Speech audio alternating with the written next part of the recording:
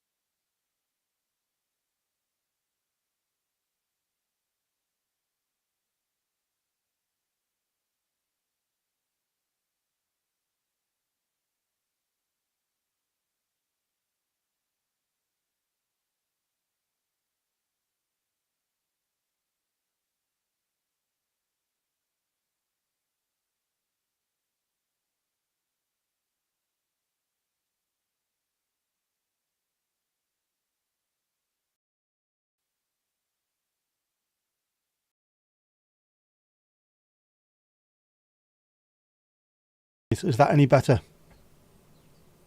Can you hear me now? Is that working? Is that working? Can you hear me? No, I am not miming. Yes, you can hear. Okay. There's always something I forget, and I forgot to press a button. One button. Just the one button. Joey, how you doing, bud? Still going strong. Living each day as if it's my last. You never know, do you?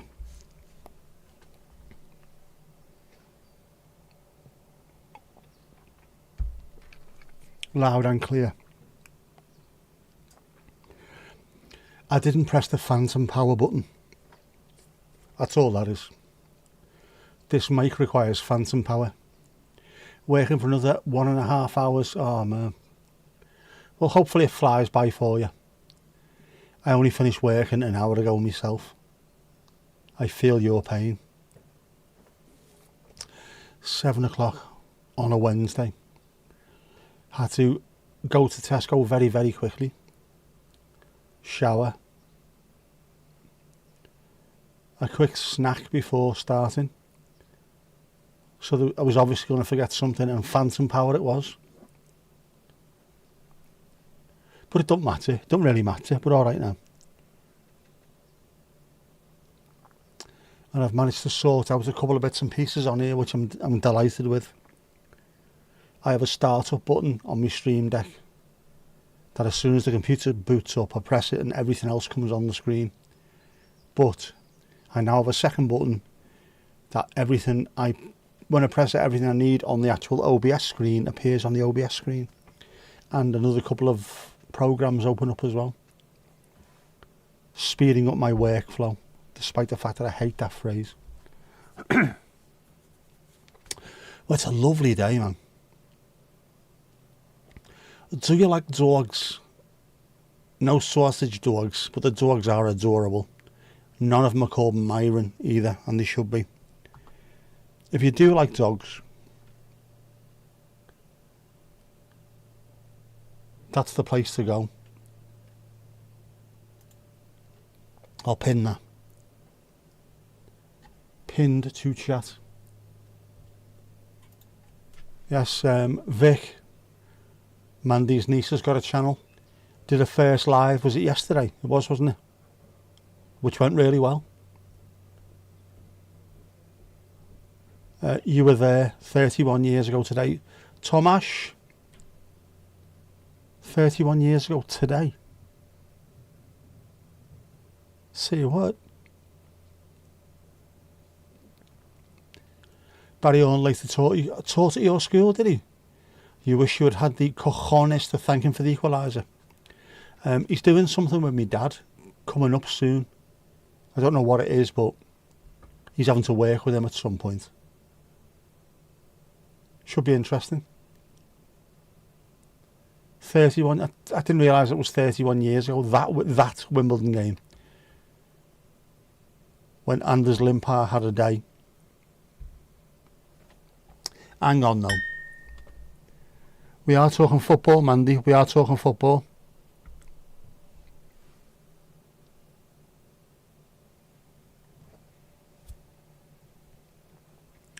Ping, top bins, great stuff. I do need to amend that though. I need to fix that by putting sounds over it as well. 31 years ago, that's stupid, that, man. You know, dogs. Oh, dogs have passed me. You visit your friends' dogs all the time. You will love Vic's channel then. The dogs are absolutely fantastic. Casper, good evening. How are you? I like the tennis talk. Wrong size balls, man. She wants to do a live when she finishes work, but you'll be asleep. Oh, man. That's a shame. She needs the support, man. But it's nice that she's willing to do that and she's in the mood to do it. The first one never put her off. Good to see. And it was good to see plenty of people in there as well, supporting her. John McEnroe was your favourite. He was brilliant. I do like him. He's a commentator, isn't he? Commentates on Wimbledon for the BBC. And he's still a character on that as well. Not that I watch tennis myself, like, but, you know, when I have, or when it's been on, you can hear him talking. He's brilliant. Been for a walk and talk session in the country park after work. Right, need to get yourself home and feed yourself, the cat, and assess just how bitten you are. Are we talking about by bugs or by other animals? Catch you a bit. Don't be running. Don't be tripping over. You're as bad as Ali Alio. Yes, you cannot be serious. I've got a friend from Sweden. I want to mention the other day I was wearing my Fila Bjorn Borg tracky top. She went absolutely apeshit. That's not how you pronounce his name. Björn Börje, I think it is, isn't it? Björn Börje. What? It's a J. Borg. Apparently not. The sun is still up here as well. Fucking hell, man. Look at that. It's just about to go down below the houses though, which would be quite nice. It was a shitty morning yesterday. This is how quickly this has turned round the last 2 days. I had to wear the smock. I recorded some stuff in the car, but never bothered to upload it. But I had to wear the smock. It was cold. 5 degrees, I think it was. And then as the day went on, it was nice. 1 o'clock this morning, I had both windows open in here. And then today, I got up to take my daughter, and it was very, very nice. Mucho enjoyo. So the weather's getting better. Borg was a hog. Jimmy Connors was a fantastic player as well. 80s and 90s tennis was way better. You still had the machines who could... It was Roscoe Tanner, wasn't it, with the big serve back then, but not the way they are now. Pete Sampras is the one. If you ever get a chance to watch any Pete Sampras games, watch him. He's got a little skinny left arm like me and a big, massive right arm like he spent his entire off-season watching certain videos, if you know what I mean. One big right arm, full of muscles. Oh, Joey. It's going up, it's going up, it's going up, it's going up, it's going up, it's there. It's there. Andre Agassi. Yeah, well, the States had some good players back then, didn't he? Agassi, Sampras. Some really good players around that time. The Borg are the enemy on Star Trek. Yeah, but the Borg aren't, are they? Maybe that's why they called him the Borg, or they called them the Borg. Because they were all McEnroe fans, maybe, I don't know. Sure, I wouldn't know him from Donegal. You fell asleep with the window a bit open and woke super cold at 5 this morning. 0.6 Celsius, that is ridiculous. You used to like the seniors. Who was the fella on the seniors tour? sort of Arabic looking, Frenchy Arabic dude. Very, very funny. With all the proper stars. Ilya Nastasi, all them lot. Ivan Lendl, the one who looks like Dracula. Marvellous stuff. Going to try and get some tennis guys on the show. You should do, mate. You really should. Old school as well. Proper old school tennis. Some real characters back then. Maybe swerve Boris Becker though, because he's not too clever at the moment, is he? Up to no good. Constantly up to no good. Good player though.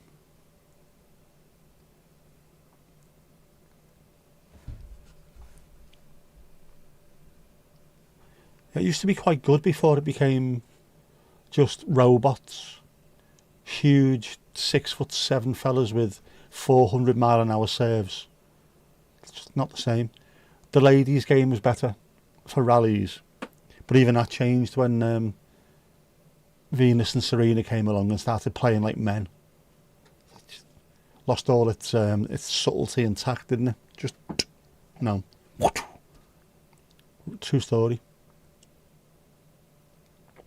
That's the thing. You all use Latin script.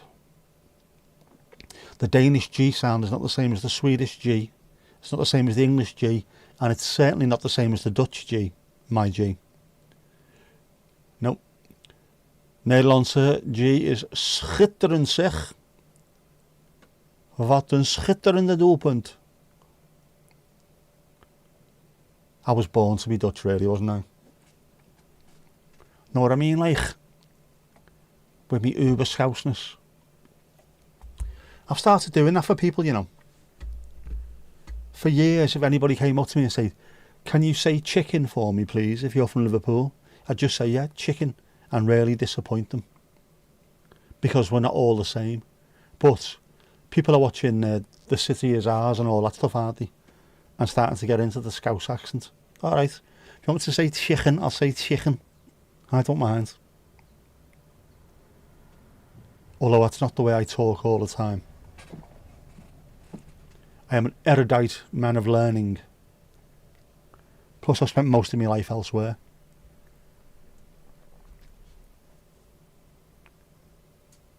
If you're around a group of non-Americans, you talk extra American. Is that like American with extra olives and all that? It's weird the way that works, the way language works. These will tell you. Before I'd been back to Goodison Park for a while, every stream I did, I was fairly laid back until I went to Liverpool on a stream and just it came out. I couldn't help it. I wasn't putting it on. It wasn't fake. It wasn't forced. The Scouseness came up in me. Just couldn't help it. It's as if there's an elemental part of me that when I get back home to Liverpool, it just goes bang on, lad. You're back home, lad. Start talking proper.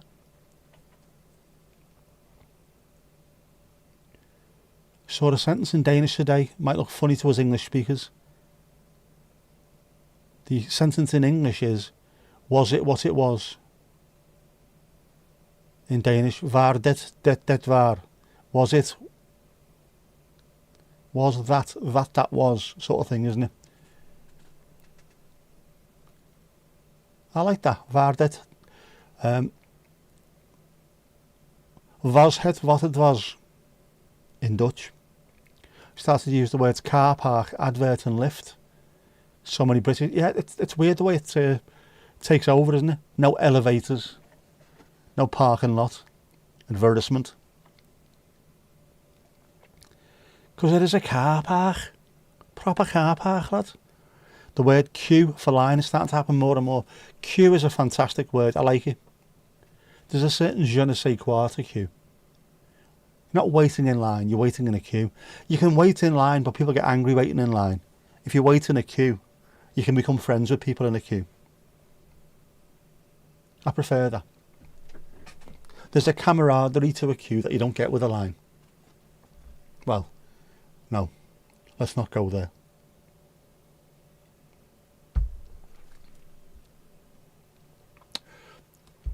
It's not bad, that.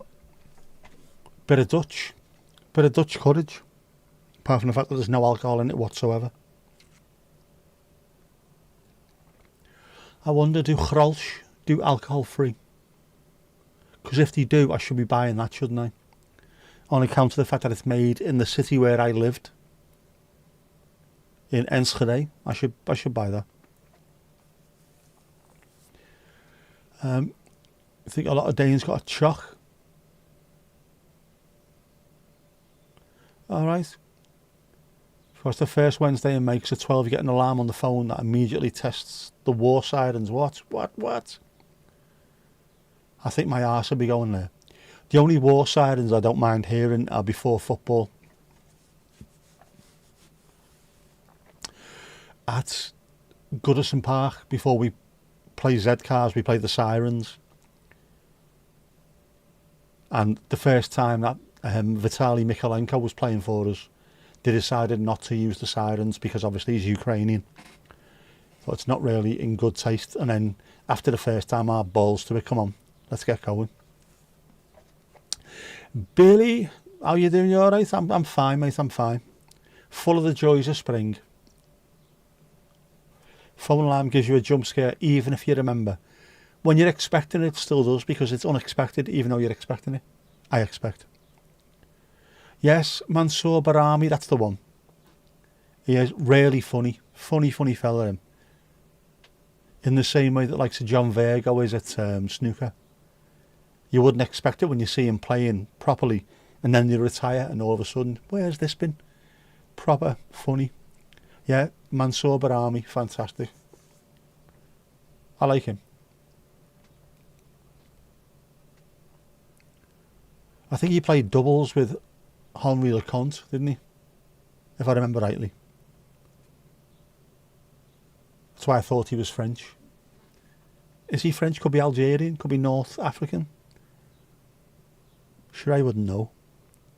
Took ages, but you got there, Mandy, you got there. That's all that matters, you got there in the end. What more can you ask for?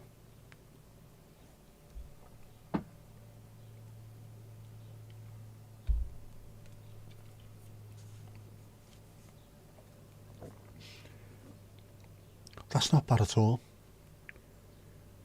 I had Heineken last year and it was not the greatest. I think they must have changed the recipe slightly. I like that. And there's loads of it in the fridge. Oof. You could see his face but not the name. Google was no help, of course not. Unless you Google the fella with the face. At which point, oh, you mean Mansour Barami? Of course you do.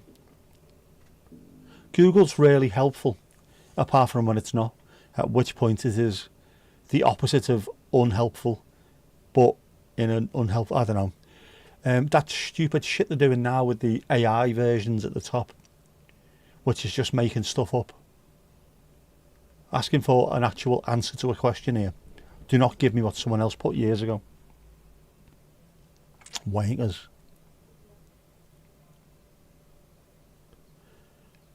Son just called you and said, can I enter a gladiator tournament? Yes, don't know what it entails, go for it. Are we talking full-on jousting gladiator? Or one of these American gladiators kind of things? The ones where they're banging a Q-tip, a massive Q-tip off each other's heads? Is it the cardboard one? You've got to learn somewhere, haven't you? Especially if it's a son, you've got to teach him to be a man. What better way to teach him to be a man than to go to gladiator school? Go on, get stuck in there, lad. But it would be cool if it was on horseback. Or even better if it was on a bike or something. We used to do office chair jousting in the office, obviously. Office chairs with the wheels on there. People would push you towards each other and you'd have like a cardboard tube from like a poster or something and then try and joust each other off the chairs. I'm surprised I managed to keep hold of that job, to be honest with you. Sent us a vid of the war siren. Luckily this year again, only a test. So far, no Germans in sight. It won't be the Germans this time, will it? There's other people getting involved this time round. Bloody India and Pakistan for a start. That's what you need, isn't it? Two nuclear nations next door to each other having a contretemps. Don't need it, man. We don't need it. Which will cause trouble over here as well, because we have massive Indian and Pakistani communities. Don't want them fighting in the street. It's bad enough when we play cricket. Yeah, make costume out of cardboard, get together, fight. I'd do that now if I could. One-arm jousting. Is that a thing? Might be Americans. It won't be the Americans. It's the Russians maybe, but no. World War is coming from different places this time. Other people have been playing Risk and fancy the chances.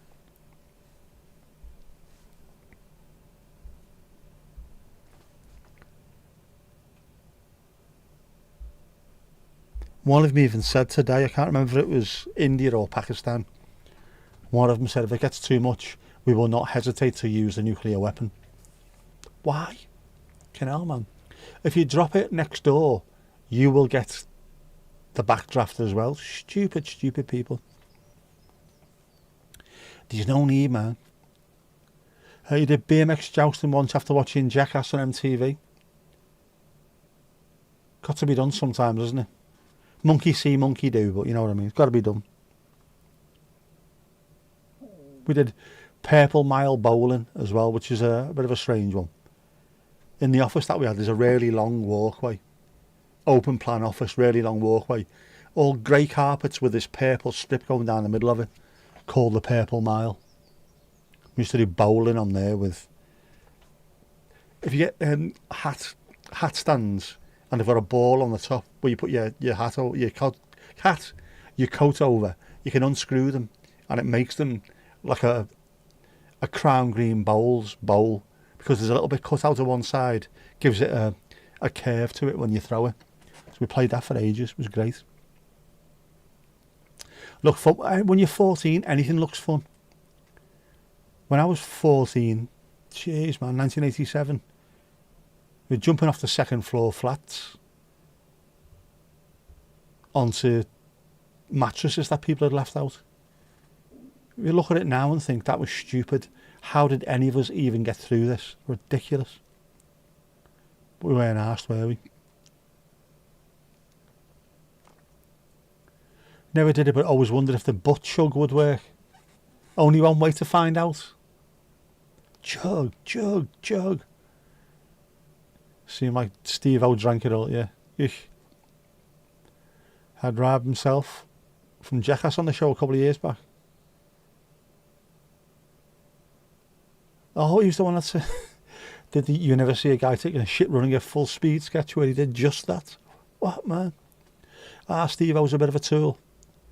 Yeah, he seems to be a little bit, I don't know, off the wall slightly. Is that because being a carny growing up kind of thing, does that wreck with your head? Have you got a different viewpoint on life after doing stuff like that?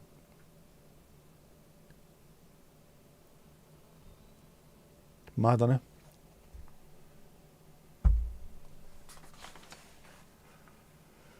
Oh, that sky looks lovely. Bloody beautiful.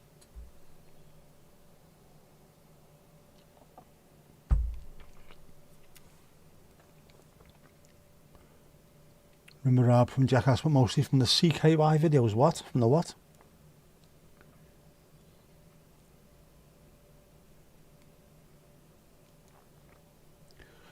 The Jackass still videos the Pennsylvania crew made that they called CKY. Oh, right. I've never heard of that. I've never heard of that. Never heard of it. We had our own version over here, didn't we, called Balls of Steel. Balls of Steel. Which is like a cheaper version of Jackass. With some lunatic Welsh fella in it. Who would fit in very well with them over there. Steve-O just cares about numbers and making money. Doesn't enjoy the art form. All right. read from a couple of people he did the show, he was just a smug tool. That's not good. I can imagine, I know people like that as well. No camaraderie, nothing, just that. Oh, Ali, how are you doing? You alright?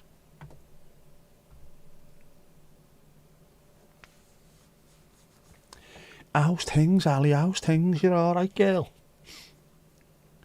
It is Wednesday today, isn't it? Losing all track of days. Definitely not Sunday. Jukebox needs a kick.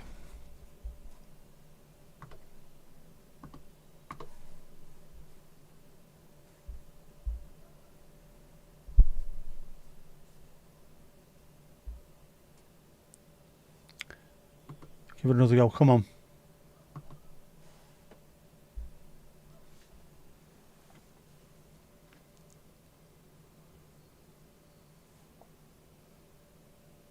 There you go, worked. It actually worked. Who'd have thunk it? It is mental with the days. No, Missouri did not get laminated.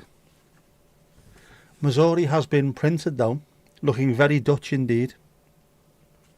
So it's been printed, it just hasn't got laminated because I've had lots of stuff to do and very little time to do it today. I was stuck on the phone for work and then trying to fix something which is beyond me, unfortunately. But I could have, while I was doing all that, I could have brought the laminator here. I could have put it on the side. I could have laminated to my heart's content. No mint aero, I didn't. I got something to eat after the stream. More wine. Is it always wine? And fruit for before the stream. I am graped and strawberried off me tits. I didn't even go in the chocolate section today. But I will go this week. Hour left in the office, then it's smoke time. Time for a smoke and a pancake. It'll be the longest hour you ever put in. No, not with us around. Not with us around. Coulda, woulda, shoulda. I'm going to move the laminator from all the way over there, about,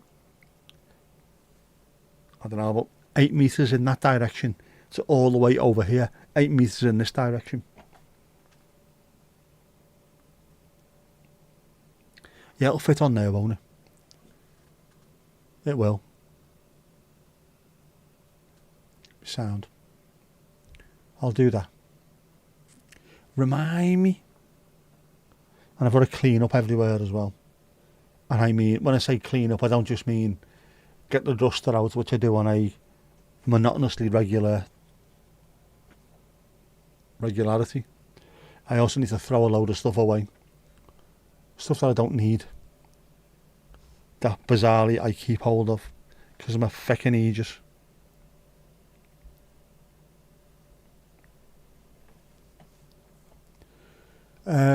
What are you drinking? What are you having? Right, it's annoyingly clean, right? Don't care if you're sober, just don't constantly tell me about it. Yep. I know what you mean.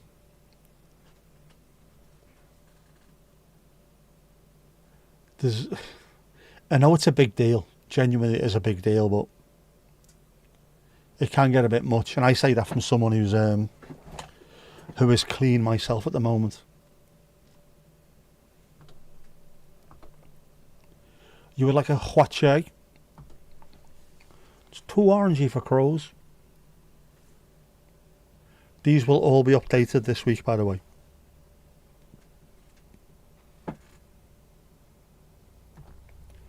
They will be updated.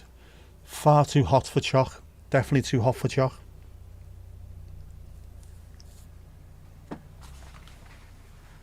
But the sky is lovely. Is it peach where you are, Mandy? Sky's looking very peach over towards sort of the west, and you're not that far away in that direction. Very peachy sky. You're drinking tea yourself. Well, in that case, you have to have the bucket of tea. Got to have the bucket of tea. this week, don't plan on it. All right. Some of them are already done though, aren't they? So they can be updated in case. Just in case. But then they might need to be updated again. It all depends.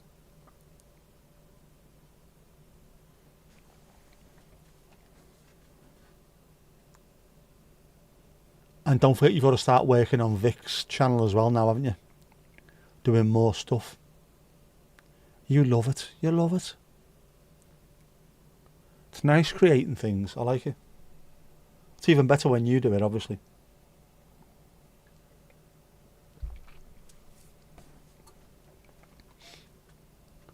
How am I? Ali, oh, I'm alright.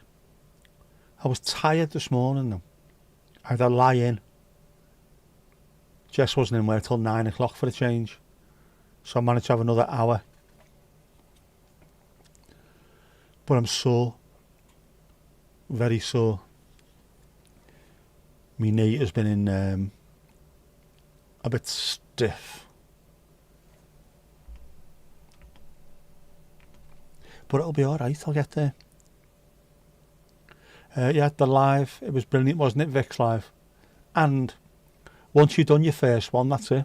You haven't got to worry anymore, your first one's out the way.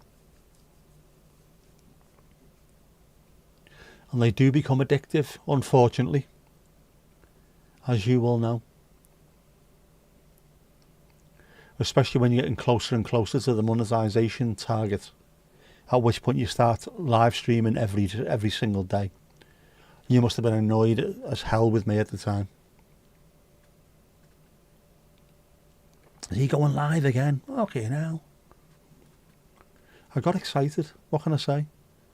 You are literally cry dough. Will you play dough? In it though.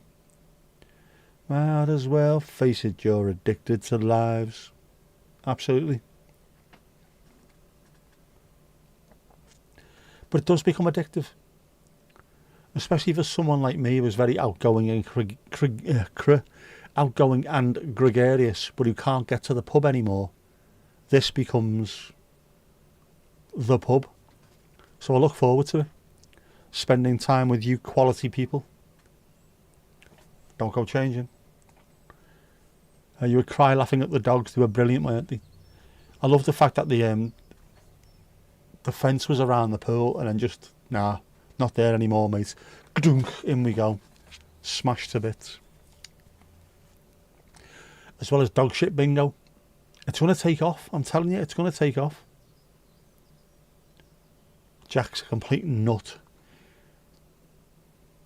Well, both boy dogs are a little bit wild, aren't they?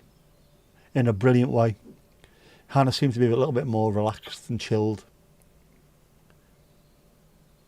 But both boy dogs, sorry, Jack and Ruby. Ruby's not a boy. Behave. Yeah. Just, he's a typical lad. That's what it is. Typical male. Just full of loads of energy. Nowhere to spend it. Therefore, I will run round. I will jump in the pool.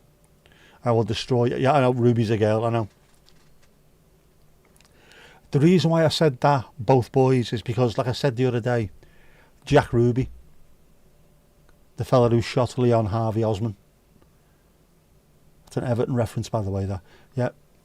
Lee Harvey Oswald. Plugged by Jack Ruby. Jack Ruby, male. So in my mind, it's just, no, it's not. Your friend Noreen's spastic girl dog, it's hilarious. They're the boss dogs, man.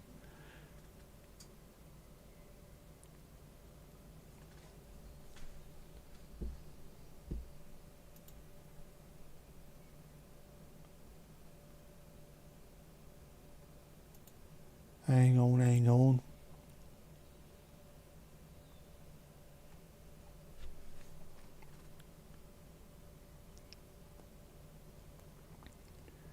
Lives and lives sound the same, at least.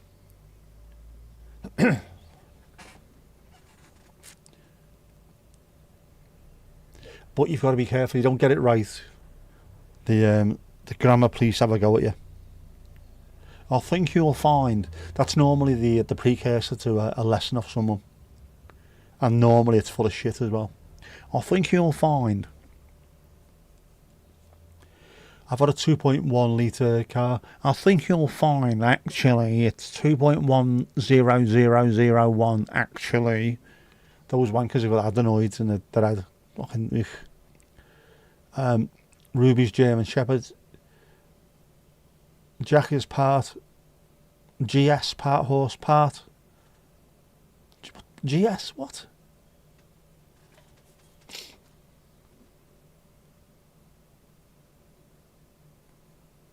What the fuck's GS? Oh, German Shepherd, part horse. Why am I getting confused by that? Part German Shepherd, part horse. Of course he is. Massive, man. Yeah, GS. Would be better if you put it in capitals though, so I could understand that. It was like you'd missed out on something.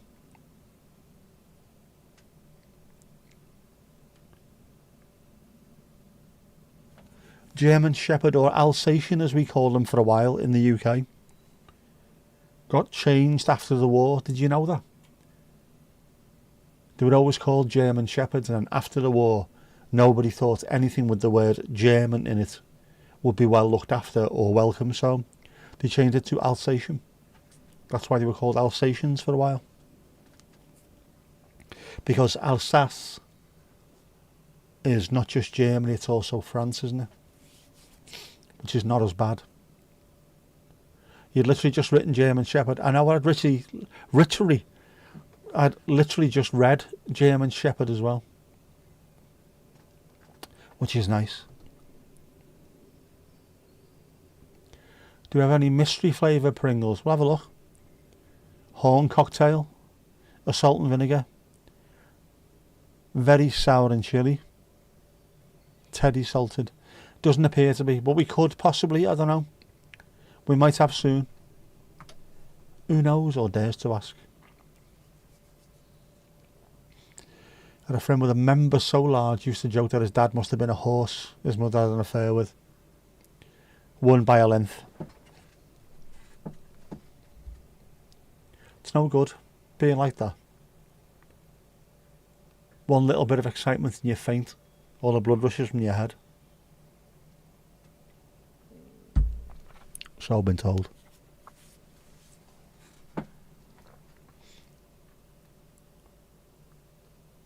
I've seen him, I know he's a GS, I know, but I thought it might have stood for something else. Might have stood for gobshite. He is part gobshite, part horse, I don't know. You picked up a box of mystery flavour today. Ooh. I wonder what that is. Could be anything, couldn't it? Seeing as though in the UK we have had hedgehog flavour crisps.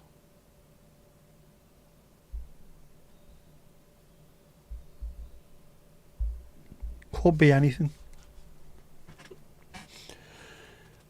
Doesn't sound as good in a Brummie accent though, does it, Mr. A?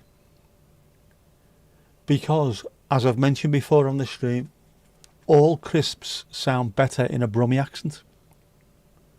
Rausbeef and mustard, cream cheese and chives, smoky bacon. See, it works.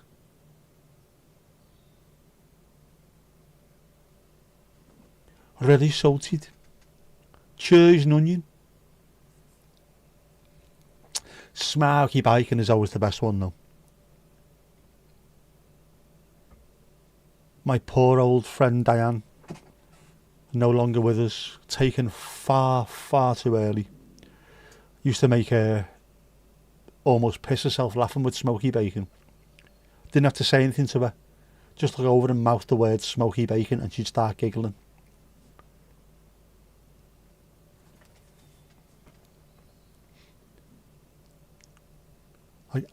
Die. Shoulders going. Get her off the phone now. She'll be no use for half an hour. Ah, miss her. Lovely, lovely lady.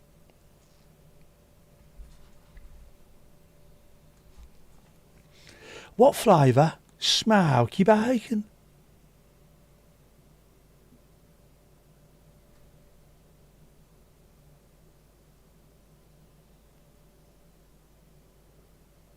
Not from the the horse dealer, definitely not.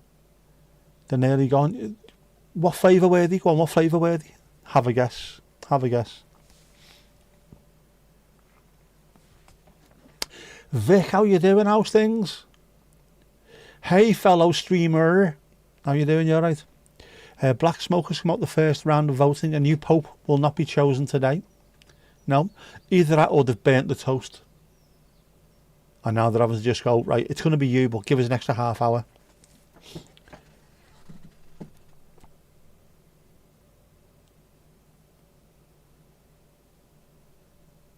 Hello to the fair babies. Indeed, indeed.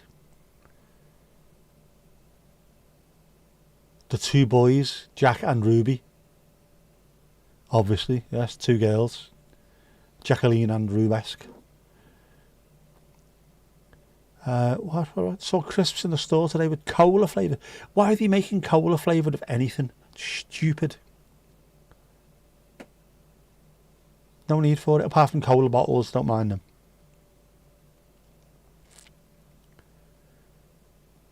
I didn't see that. It's a long way to go, isn't it, to see the smoke all the way from, I presume they're in Italy. Why don't they piss off to Bali or something like that? Vatican on tour.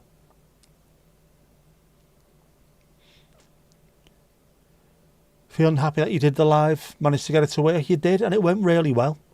And like I said at the time, that's it. Once you've done it, that's your first one done. You don't need to worry about it again. You know what to expect. If you need any help with things, you can get it. But the Pringles, once you pop, you can't stop, has happened now. So get yourself ready for it. You'll be ninjaing all over the place. Yes. Vic, this is Joey. Joey, this is Vic. Viva Paws Vegas is Vic. Square Table Degenerates is Joey. Vic's only just started on YouTube and is already smashing it.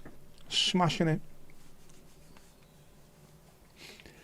Yeah, welcome to the world of streaming. The only advice is to get a bigger wallet for all the cash you are about to get. Absolutely.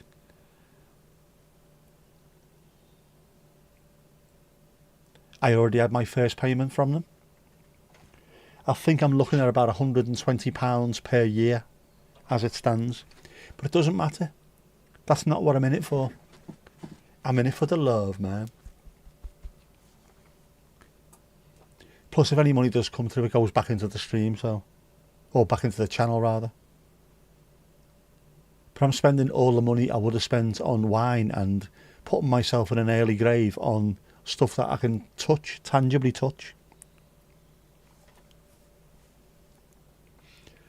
You're going to do another live on Sunday, but you haven't created the link just yet? Oh, no problem at all. Once you do, send us the link, or just, no, you'll post it, won't you? We'll be able to...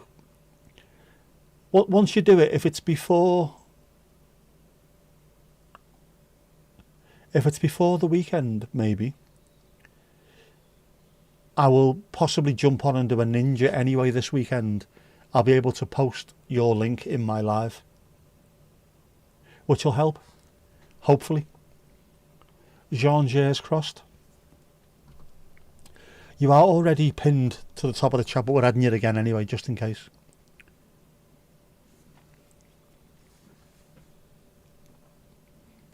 Your streamer money goes to buy nothing but onions. What a way to live, though. Boiled onions.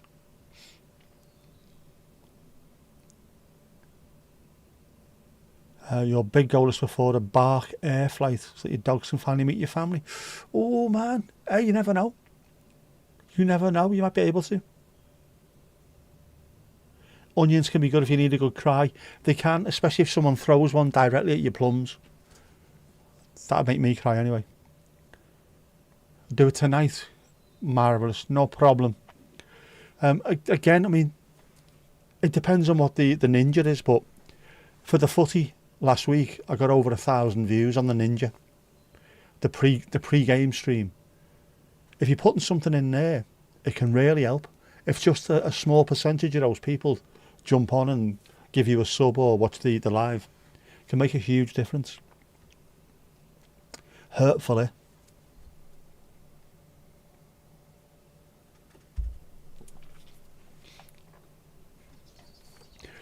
I just need to find a way of being able to post things like your the bit of artwork during a ninja stream on the phone.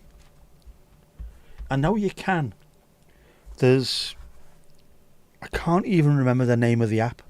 There's an app that you can use. In fact, no, I can remember the name of the app. I'm a lying hound. Streamlabs. The Streamlabs app. You can create scenes in it like you can in OBS, but it's on your mobile. It's a bit more difficult to then trigger those scenes, but you can do that so that when something does happen, when poop bingo starts, click on a button on the top, change scene, and then you can go back, click on the other button and go back to the original scene. There is ways of doing it. I will have to go through it and make sure it works perfectly and then show you how to do it, and then Auntie Mandy can help you. We'll get it sorted, man. It'll be sound, lad. Start simple, yep. Start simple, but think big. This is the way forward, man. Look at me, I started simple. Now I have one of the most ridiculously complicated streams on earth. And if you think I'm joking, I'm not. The behind the scenes, it will get done at some point soon, where I will show you what it takes to make something look this fucking amateur. Trust me, there's a hell of a lot involved. The amount of buttons for a start is ridiculous. Just press go live and do it. That's how I started, and look where we are now. Because it's addictive, man. It is. You might as well face it. You're addicted to buttons. A beer for Casper. Are we having beer, are we? You would love a beer. Right, we're going to have a beer then. We'll have a Horsey wind pumper.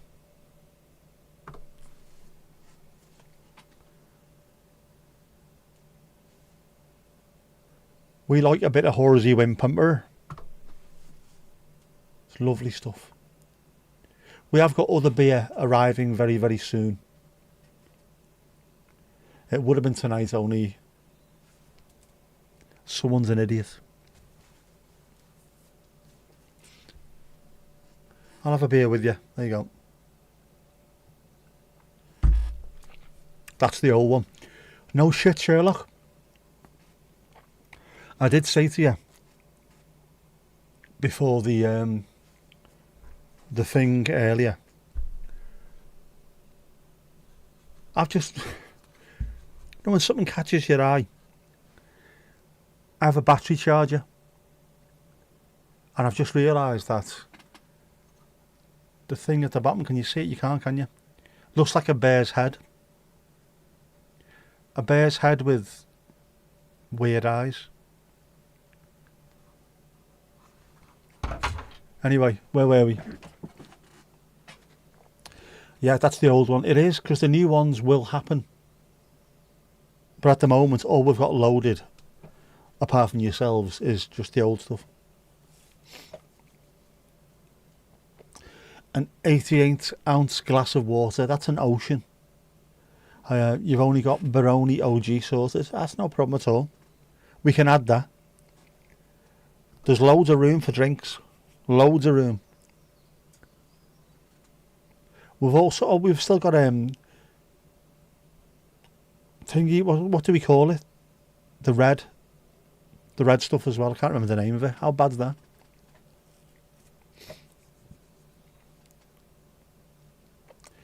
The Esther Irish Red Beer.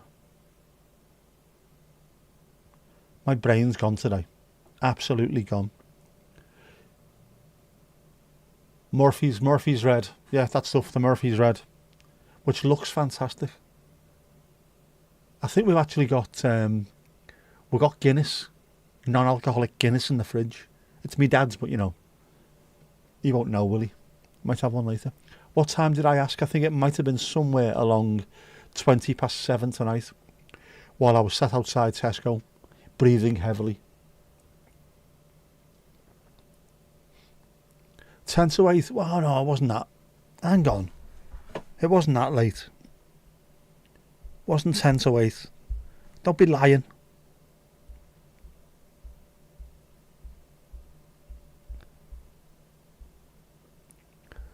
Where's the drinks and which ones do I need to update? What time is that? Doesn't tell you. About 7:20 I asked that one.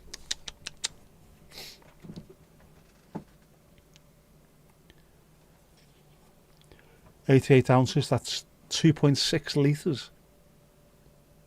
That will make you piss like a racehorse. Can you split the G in a pint of Guinness?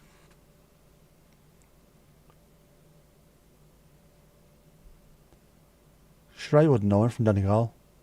That's when you saw it. That's not when I sent it. Doesn't matter anyway.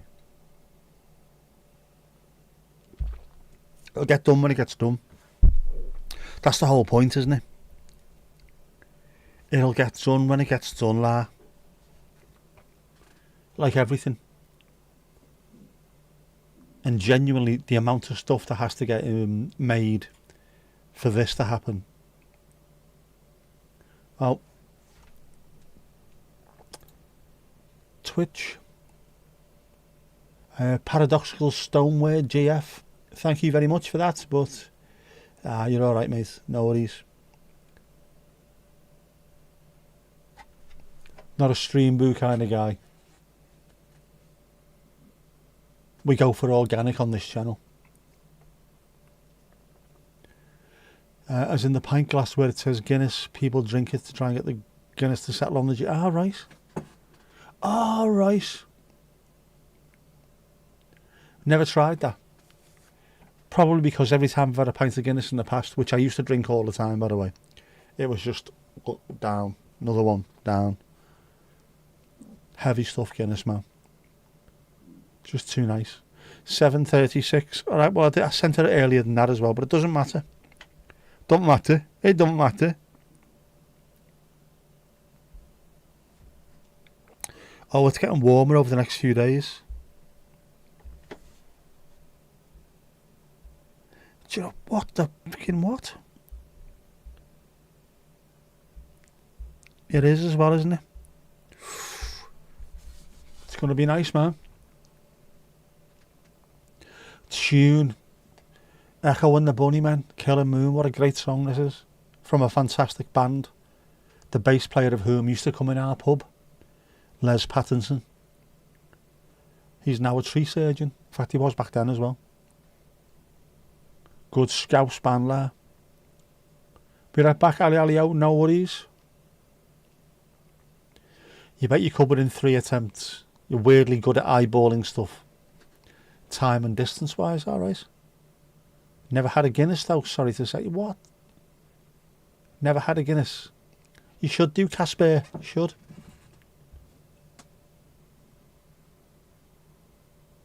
It's nice stuff. It is heavy though, but it's good. Good heavy.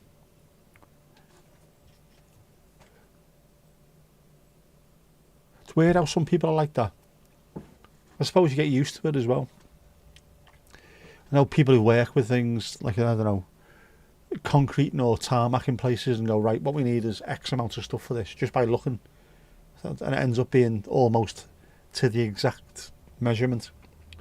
How do you manage that? I've been doing it for years. Used to get Guinness back in the day when you didn't want your roommates drinking beer. Yeah, unless you like it. It's very, very Marmite, isn't it? You either like it or you don't like it. It's not, no in-betweens. Vic, no worries, got to go in a mow. Try and come back if you can. No problem. We'll catch you later. Hopefully. We'll still be here. You know what we're like. Just carry on, don't we? Carry on regardless. I've never had a Fugel sang either. I haven't. you'll have a Guinness someday, but it really needs to be in a pub of some sort. It does. You can get cans of Guinness, which taste quite nice, but pub bought is always way better. Real draft. Somebody once ordered half a Guinness shanty. Say, what? What? Did you slap them? Should have punched them. Used to do black velvets for people occasionally. Pavo black velvets though. Piggly Ding next. Piggly Ding next. With cider rather than champagne. I have had, in my days, a pint of black velvet with actual champagne. And someone said, that's a waste of champagne. I thought, you dickhead, it's a waste of Guinness. Fucking horrible. You managed it. What did you put in? You can't put lemonade in Guinness. That's tantamount to a declaration of war on the Irish doing something like that. The only thing you can do, people put black currant in it, it's just pointless. You can put a little bit of tonic water in it, and I mean just a little bit of a drop in there, and it lightens it. It's strange what the little effect it has, but it just lightens it slightly. And that was an Irish fellow who told me that. He said, occasionally when it starts getting a little bit too much, just a little bit of tonic water, finish that pint, and then the next one, you're back on it again. All right, sound. But yeah, in general, don't piss about with Guinness because the Irish will get very, very upset. Didn't think you'd be able to do. All right, so it was a test of your mettle as a bar wench, and you succeeded. You met him on the battlefield.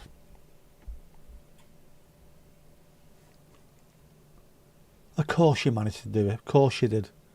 A woman of your calibre. Anyone remember Calibre? Low alcohol beer, years ago. I got a mark on me English, one of my English papers, because I was using the word calibre as in someone of your stature and ability. And I spelled it Kaliber. And then it was the English teacher went, were you doing the battling up this morning? I said, I was, yeah. I've had to mark you down. Bollocks. You knew what I meant. Yeah, I knew what you meant, but it's English. You actually have to get the things right. All right. Next time I'll do it properly. To this day, I don't think I've ever spelled calibre wrong again, just because of that. I saw an Irish person short where he made what they called, yes, a car, but put some shot in the Guinness and glass and it foamed like crazy. I'm wondering what that is. Some weird stuff that you can do with Guinness. Wench, you actually don't mind that. Bar wench. A pint of your finest flaming, a flagon of your finest flaming ale, please, bar wench. That's when you need the outfit though, don't you, if you're a wench.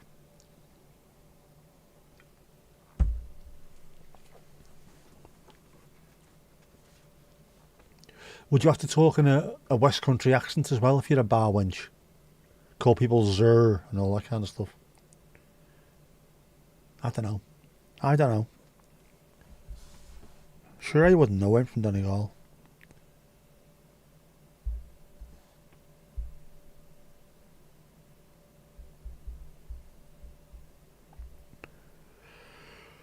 Oh, dearie me.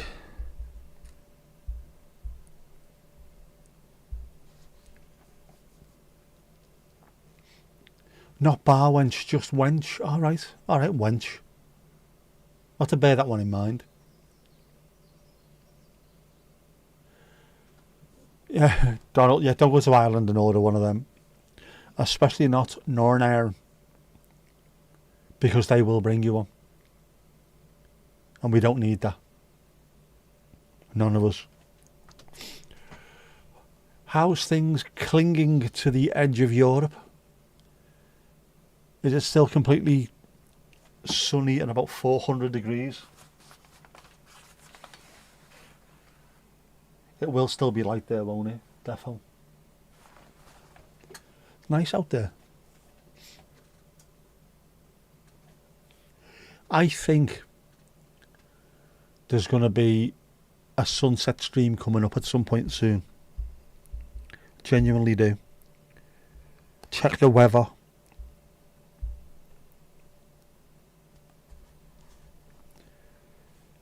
Friday has got huge potential. Most of the day is just sunshine. A few hours with a little bit of cloud. Friday could be a good day for it. But it also depends on who is playing rugby league over the weekend. A Jaeger, of course, yes. They go down well. Unusually sunny for an extended time. It is unusual, isn't it? But it's been the warmest. Was it the warmest April since records began or something like that? Ali's back again. I love my break. Jeff's been watching Father Ted.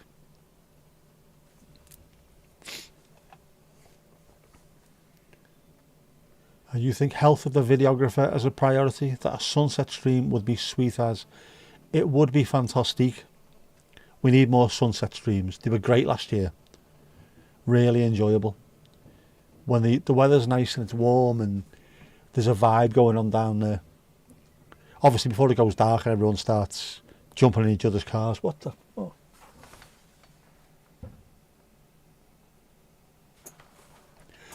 Wheelie bins. It sounds like someone was setting off fireworks then.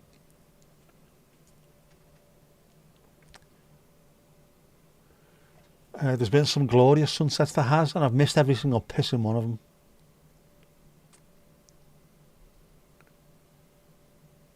How bitten are you? Are you very bitten?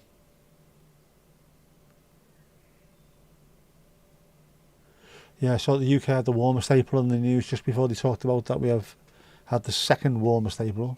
It's normally 7.2, but this was 9.2. That doesn't sound a huge difference, 2 degrees, but it really is. Genuinely. You're feeling formal. Not wrong with that. We like a bit of class. It suits us occasionally. You feel bitten, but there's little evidence of gnat nibbles. But you can feel it. Does that mean that they will come out at some point when you're least expecting it?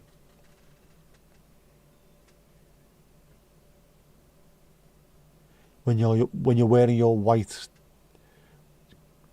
tennis shorts, you know, like the Italians do, with a pink jumper over the shoulders.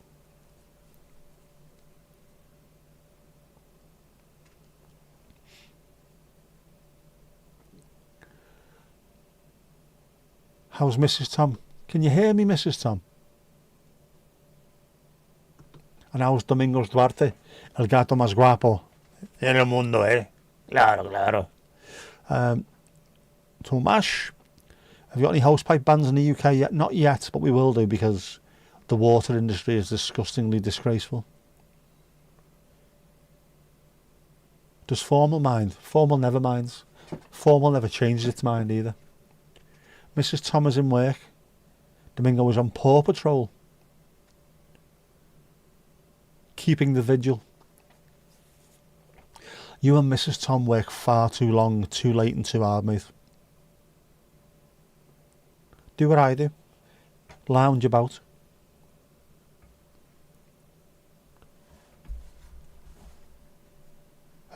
You sent a picture.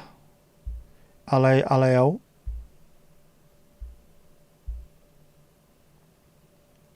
Oof.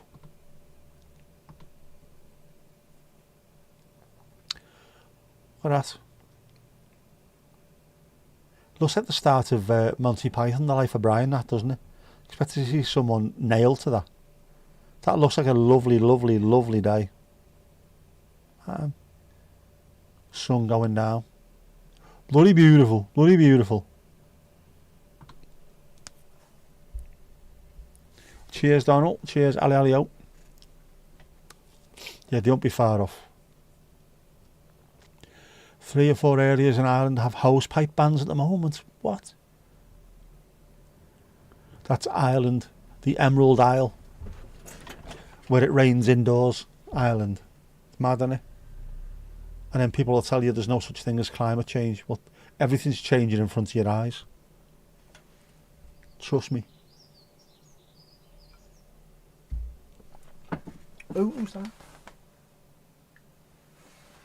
Is that the robin? I caught a few more birds this week as well. Devastated about Sunday, was it?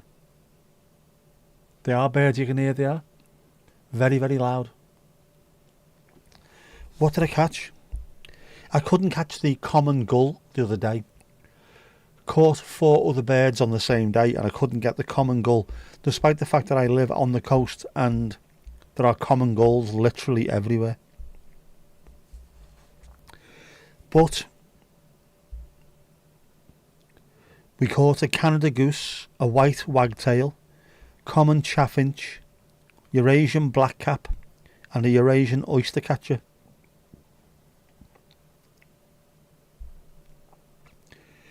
Today's bird of the day is a red-legged partridge, which I think I possibly could have seen as well, as there are loads around there. You're not supposed to catch them. I mean with the phone, just with the phone, I wouldn't catch them. Especially like that narky robin, he's a horrible little bleeder.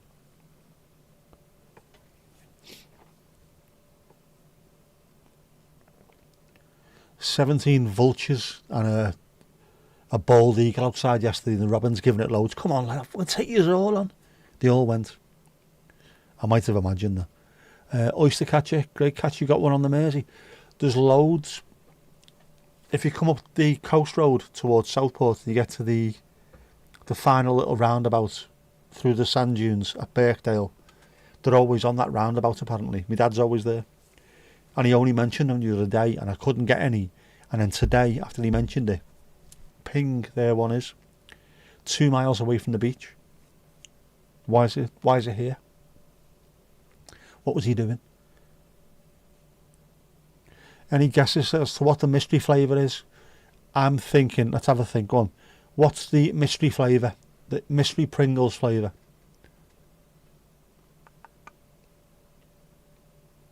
Cheese and chives. Sour cream and onion. Oh, that's a good shout, that one. The past 5 days, the cherry trees behind the house have been snowing pink leaves along with sunny clear skies. It's quite the scenery. That is the time when you get out with your camera.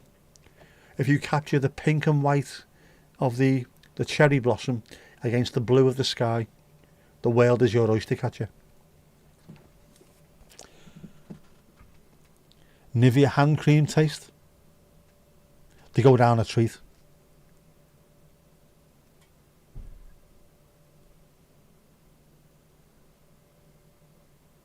Yep, they're not often accessible. They're handsome things. They are lovely looking things, aren't they? Animal, vegetable or fruit. Fruit crisps. Have we got fruit crisps now, have we? Well, we did have tomato sauce flavour, didn't we? Ketchup flavoured, so I suppose that technically is a fruit, isn't it? So a ton of pictures and videos. Good stuff, Casper. As you should. There's a really nice juxtaposition of that. The pink and the white against the blue. Lovely, lovely the way it shows up. Took some slow-mos as well. Oh, very nice. 60, 120 FPS, what are we talking? That reminds me, I have to fix the slow-mo on my camera. I haven't set it up properly. But it's got some lovely, lovely, lovely pictures. Well, I say pictures, what I mean is video. He said animal, vegetable or mineral growing up. Coke. Banana crisp. Banana crisp. Are you having a Steffi Graf, lad?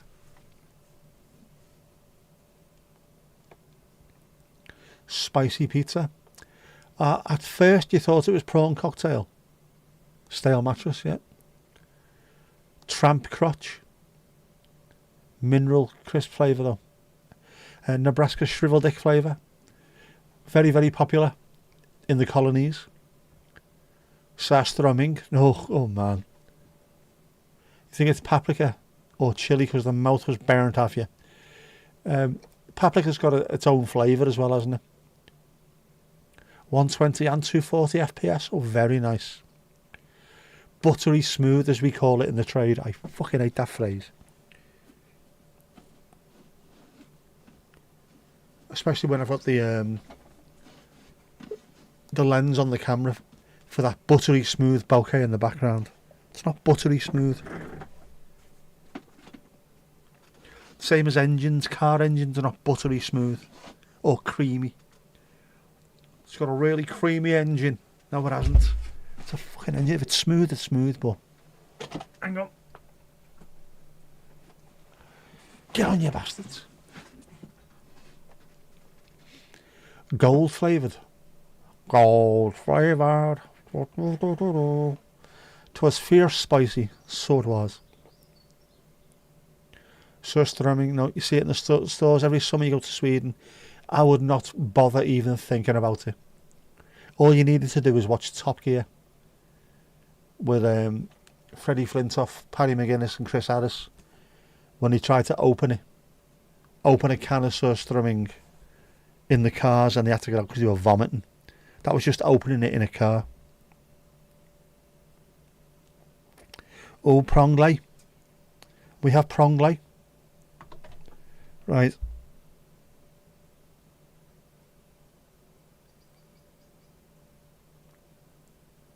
Mystery flavour Super Mario. Ah, right.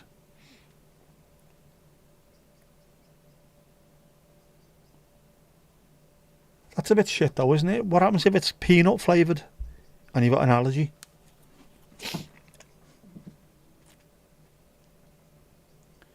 Do they not tell you the flavour inside the tube? They should. Gwyneth Paltrow flavoured. Nothing can hold a candle to her, can they? You need to open it underwater. Yeah. I wouldn't do that either, because if you did, sharks would appear from all over the place. I didn't watch the Freddie Harris Top Gear. It was really good. They're nowhere near as good as Clarkson, Hammond and May, but they were good at what they did, which was just being mates, to be honest. The Harris podcast, I've not watched that yet. Yoshi flavoured Yoshi. We had a mate who's Irish, and my sister and my mum used to clean for them, very, very rich people. And they thought for years the dog was called Yoshi, because the way he said beauty, it was called Beauty. Yoshi, Yoshi. A fucking dog called Yoshi. Why's he got a dog called Yoshi? Wasn't it? It was Yoshi, Yoshi. If you see Dow High anywhere, it's him. Again, another one no longer with us. Bowser Barbecue.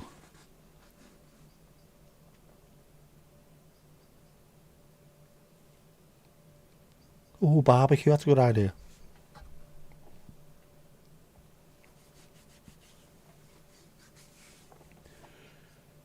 People have started eating barbecue around here, which is horrible. And when you're feeling a little bit peckish, and the next thing you know, old Jed's a millionaire, you wander outside for your walk and the entire place smells delicious.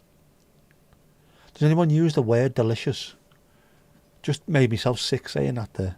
Fucking delicious. Chefs use that, don't they? Oh yes, yes, yes, it was delicious. Tasted sour, mate. Any clue there? Any clue on the ingredients, squad? Pimple flavoured mushy. The kind of thing that will keep you up all night. Talking to the wallpaper. Garen does use delicious, doesn't he? But apart from that, just him and chefs. I'm delicious. Sent 2 more videos.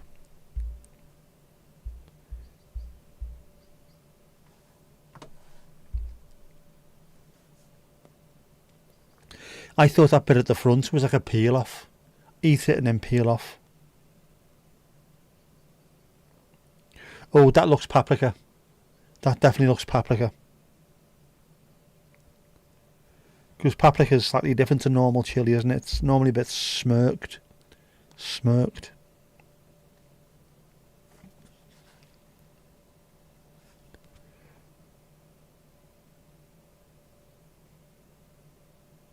Could be anything.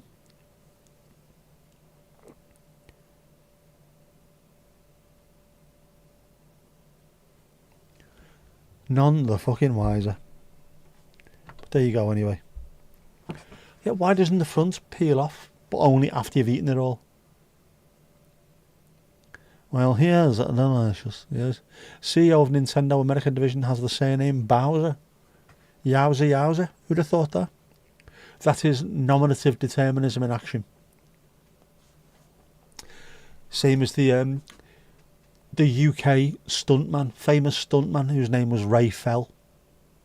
Good name for a stuntman. Couldn't read that, I couldn't either.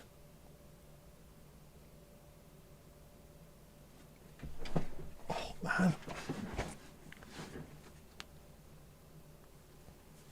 I'm making loads of noises when I move. My body is knackered. Anyone got a spare one I can use?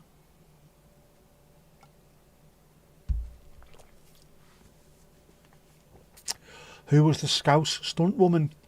That would be Eunice Huthart,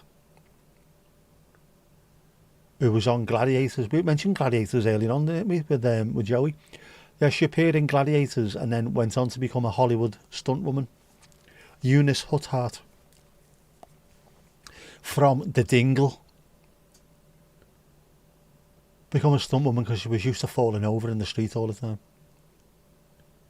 Apparently the flavour will be revealed after promotion ends. Alright, so they're all the same flavour. But what is the flavour, right? So it's not like you buy some and they're all different flavours. Yours could be this, yours could be that. It's one consistent flavour. You have to work out what it is. Eunice, not a common name, yet. The stunt woman and Malcolm X's sister who pioneered gender equality. Potato, tomato, you know what I mean? She won Gladiators. She did. Because she was incredibly fit and with that Scouse mindset of I will not be beaten. The only person I remember from around about that time as well was a fella called Two Scoops. That was his nickname. Why did he call you that?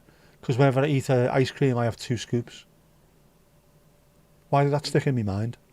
Apart from me thinking, I'd have had 3 and there's nothing of me. Yeah, they come in like 2 scoops, you know what I mean? Thought they were all different. I did as well, but apparently we're wrong. Has that spoiled it for you, Ali? Has Mandy spoiled it for you? I hope you're happy with yourself, Mandy. I hope you sleep well tonight, Mandy. After ruining everything. You've ruined everything, Mandy. You've ruined Pringles. Are you happy with yourself? Stop getting Pringles wrong. Now, I thought they were all different, but it does make sense, doesn't it? This is a one-off special flavour. You have to work out what it is and let us know. Is there somewhere, Mandy, did you see it? Is there somewhere where people can put the guesses? We think it's this, we think it's that. No need to apologise, it's alright. Too late now. It's too late, Mandy, it's too late. But there you go. And wouldn't it be really funny if it wasn't Pringles that were actually doing the special? It was just a shop near you that had loads left over. These are just, yeah, we've made these. These are potluck Pringles.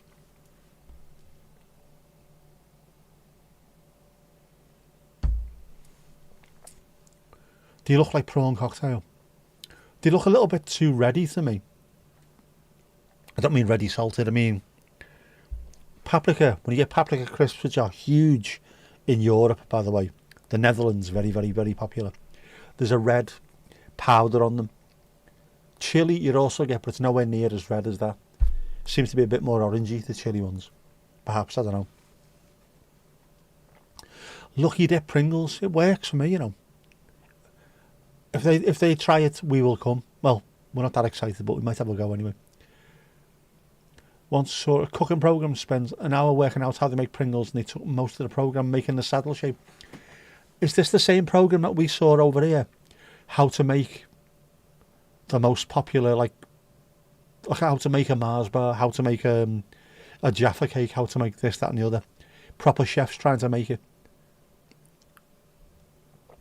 You may buy prawn cocktail tomorrow. Disgusting. Prawn cocktail, man. Well, I'm just thinking about it. Same as scampi fries. People wandering around the pub with their fingers smell like a sardines minge. No thank you.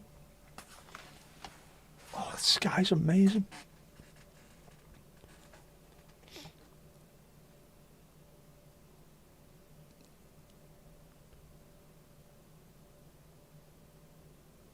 All week you've been saving that and not even a flicker from any of you.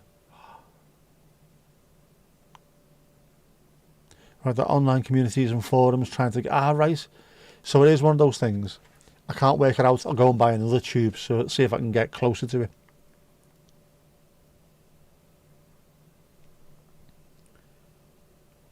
The chefs recreating the foods. What a program. It was brilliant, wasn't it? How do you make Twix, I think was one of them. How do you make a Twix? Can you make one that's good enough to confuse people? Will they think it's an actual Twix? There was loads. How it's made on Discovery. How they do that. They had chefs kind of backwards engineered them. Yeah, we had something over here with loads of that as well. Really interesting.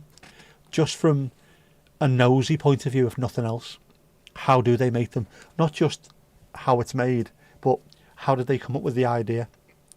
What made them think about putting biscuit with caramel and chocolate over it in 2 fingers? Where do we stand as well on what Twix stands for?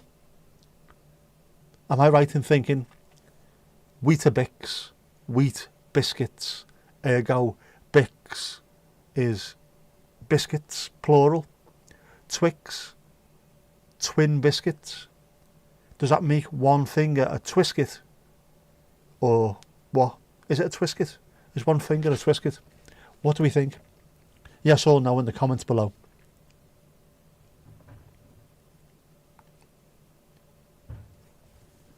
Unisex. Oh, very poor indeed.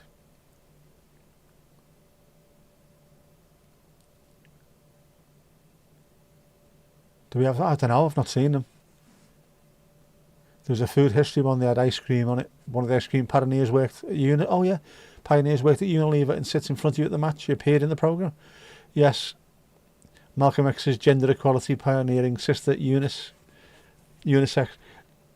That was just... It was too clever for me, that one. It flew by me, that one. Flew by me. But, even though it was fantastic... Very poor. Very poor indeed. More from my point of view.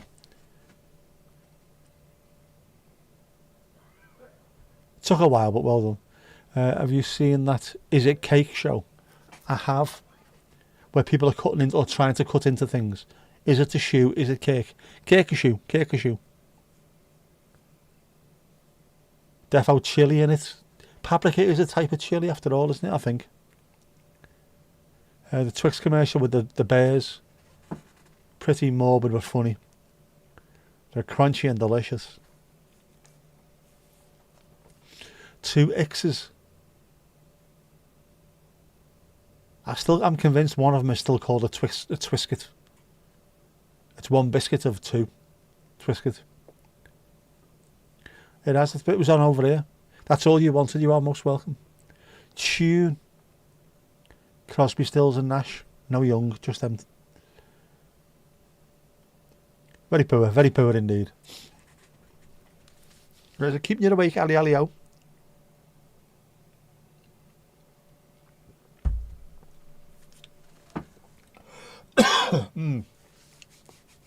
Very nice.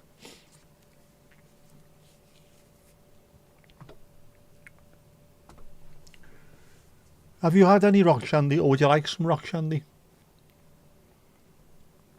Have you had any yet in real life? I still can't find any. Tesco says that it does do them, but not necessarily in our place.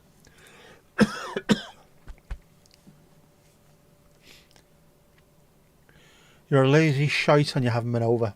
You do have to go across sea and land to get them though, don't you?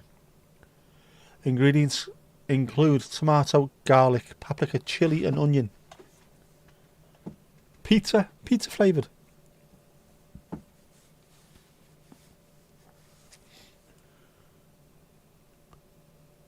That sounds like arrabbiata. Is that? Sounds like the kind of stuff that you get on pasta, doesn't it? A pasta sauce, arrabbiata. Sure, I wouldn't know it from Donegal. Yeah, strange. Strange days indeed. Most peculiar, mama. I like the sound of that though. Tomato, garlic, paprika, chilli and onion. I would eat that easily, just launched over pasta. Over conchigli.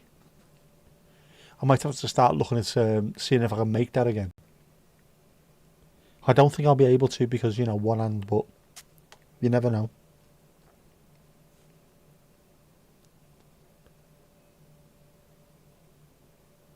I won't be able to cut anything up, that's the only problem, so no, maybe not. No wonder it was spicy. Flavor Quest, I like Flavor Quest, sounds a good game to play, doesn't it? On this week's Flavor Quest. It was keeping you awake. Imagine it was a mad flavour. It could have been a mad flavour. Have you tried hedgehog crisps? Hedgehog flavoured crisps? I have. Because I'm from the 70s. And we had hedgehog flavoured crisps back in the 70s. In the days before you weren't allowed to call something what it isn't. You couldn't say things like unicorn flavoured. It wouldn't be allowed.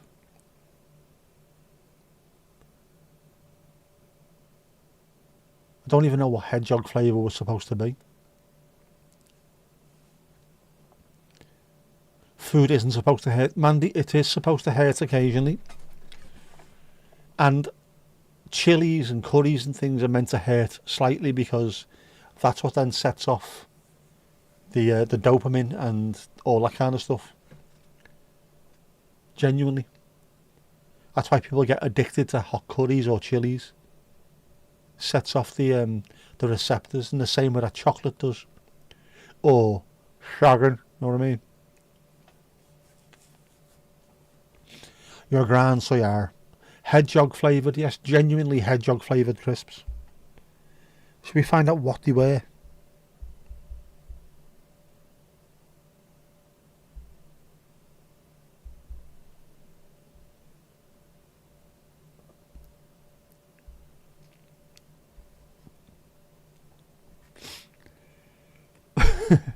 I'm gonna actually show you this on the screen as well. This is brilliant. There you go. With a brand of potato crisps in 1981. All right, they were originally sold under the brand name Hedgehog Flavour Crisps, produced by Hedgehog Foods.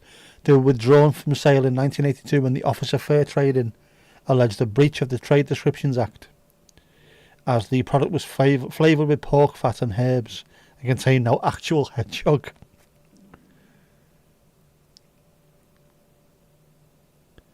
What? They continued to be sold until at least 1994 as hedgehog flavoured crisps.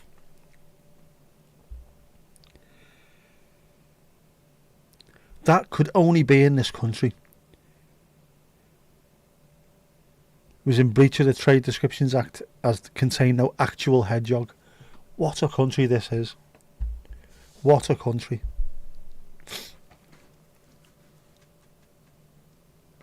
Yes, come to Vic's next stream. We'll be playing Poop Bingo. We had a good game the other day, didn't we? Good game. It is indeed. Vic.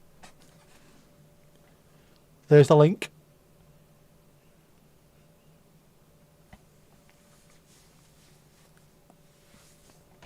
Keep an eye out for the live schedules.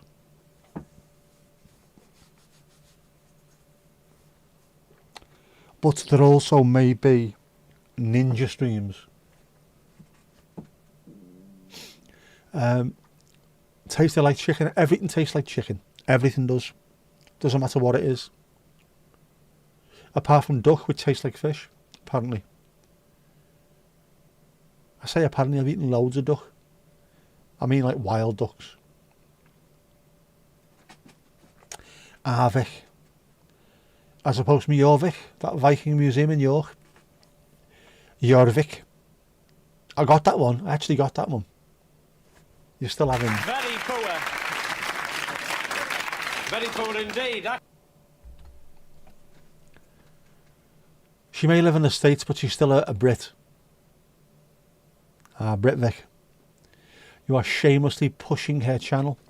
You are not, Mandy. You are not remotely shamelessly pushing her channel. We are all pushing her channel. There's no shamelessly at all. It's what the community does for each other. We will push each other's channels. Brit Vic, yep. I used to work behind the bar. Believe it or not. Splits and babies. Split minerals, baby minerals. That's what aunties are for. They are. Also for baking cakes and scones and things.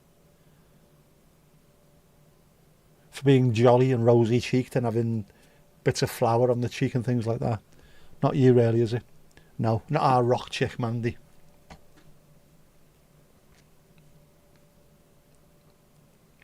Aunties used to be, would you like a cup of tea, darling? Would you like a cup of tea? No. Go live, go live. What was Britvic 55? A sub-brand? No, it was a make of drink by Britvic which contained 55% fruit juice. I think it was. The 55 stood for 55%. And then probably 45%, I don't know, donkey spit or something. But that's where that came from. It was a percentage. You don't bake. You should do. Being Welsh, you should do. You don't make bara breathe. Can't make fucking bara breathe. Orange juice and lemonade, said the bells of Saint Clemenade. I can do a cartoon version of you. I can. I have been cartooning lots of things recently. My daughter only just noticed Horace in the back of the car today as well, and straight out with the picture. I had to explain to her he's on the internet. Did I show you the pictures, Tomash? You'll have seen some of them anyway. I was devastated with ChatGPT though. I want to find this because I'm really, really disappointed and disgusted. Not only did it turn me into Johnny Vegas,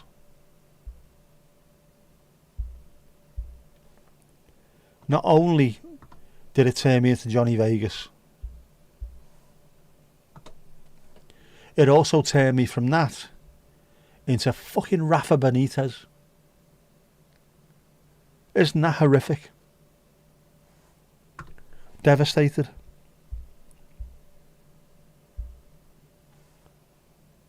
So I'm either Johnny Vegas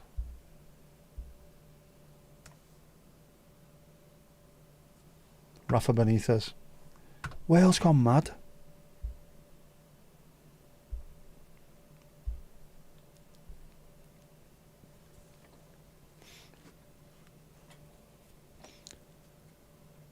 For the youth, you create bears, ninja potatoes and drinks. You do. Not kayak. Peppers expands the tongue's pores like mint contracts them. You had a Finnish mint vodka once and it was impossible to even taste the vodka. It's so minty. Nath bulbs.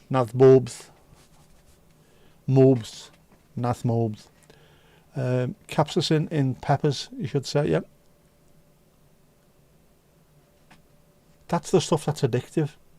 That's the things that when it goes into you, that's why no matter how hot the pepper is, and the hottest I've tasted was the hottest in the world at the time, the Naga Boot Jolokia, that was the hottest at the time.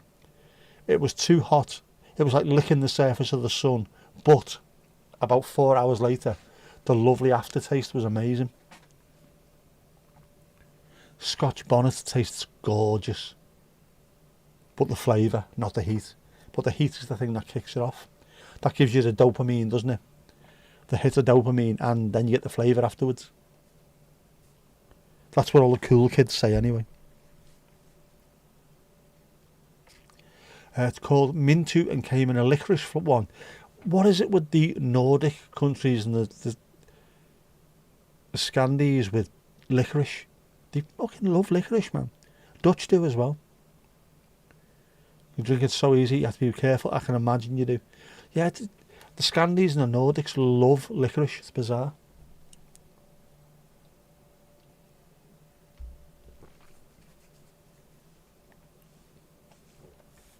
%.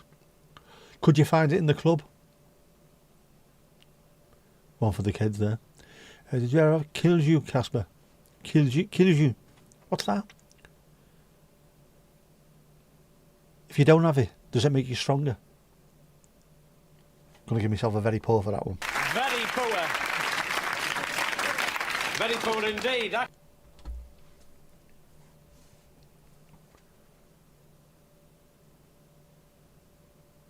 Why are so many mad drinks flavoured with it as well? Aniseedy, licoricey, all that weird stuff. Finnish homemade beer. Never try. Oh, there you go. That's something you need to try. Put it on your bucket list. Says the man who doesn't drink. Put it on your bucket list.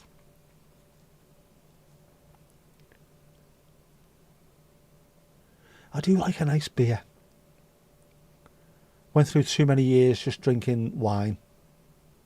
But occasionally just a nice beer. Very nice. Didn't like licorice till you were an adult. It's everywhere. It is absolutely everywhere. Netherlands, Sweden, Denmark, Norway. They fucking love us. Started, so you may as well finish it. Very poor. Ali. Very poor indeed. Are you happy with yourself, are you? You let yourself down, you let your parents down, you've let the whole school down. Are you happy with yourself? Well done. I enjoyed that.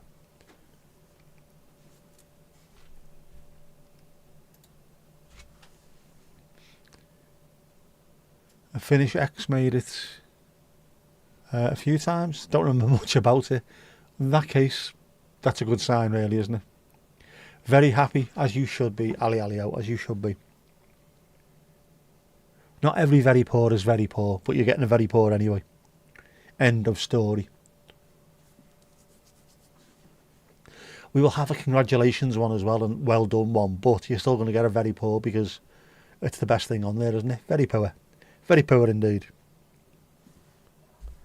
Oh, Vic, I've fallen.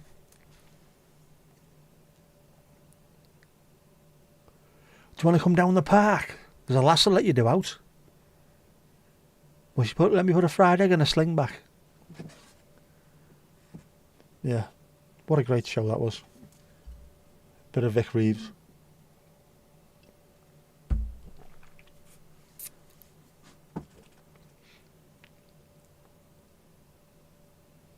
The homemade stuff from anywhere in the world needs to be given a very, very wide berth, I think.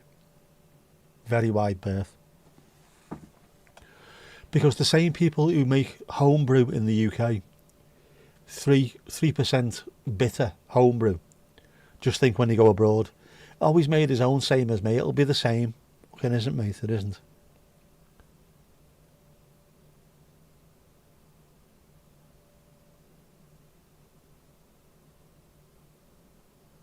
The best thing, there will be the best things, but also there will be very poor indeed. We're just going to get it, very poor indeed.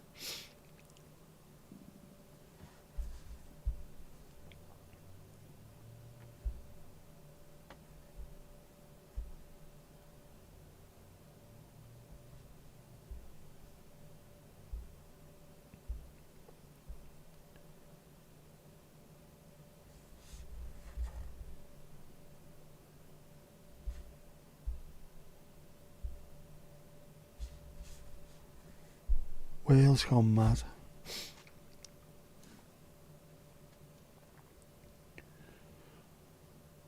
How's me knee? My knee's sore today, but not too bad. I managed to stay off it a fair bit. I haven't been for a walk. I might have to when I finish. I haven't checked yet. Yes, I will have to go for at least a little wander to the top and back, just to make sure I hit my target. I'm not missing out on that now.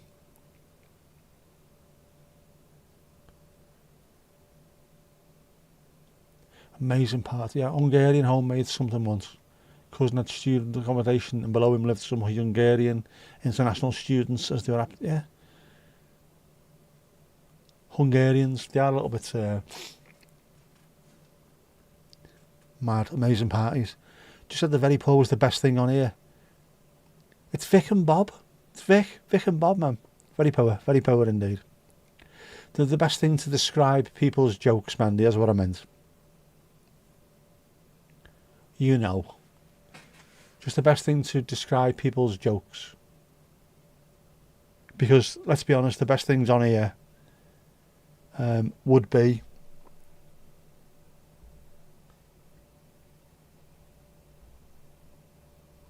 this is second. I'm sorry, this is second.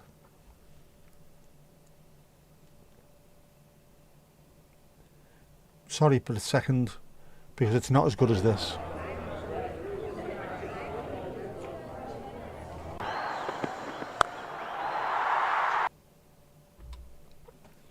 So very poor is in third place. A very poor third place.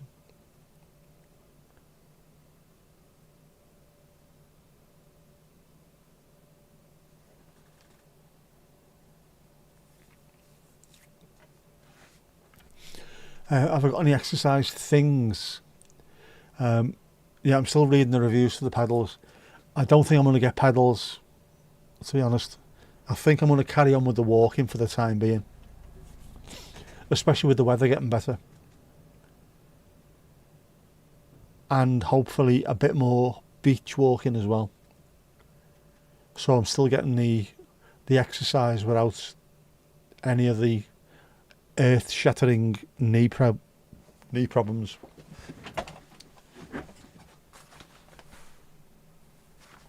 Bizarre. Yeah. The outside seems to be better. I'm enjoying actually being outside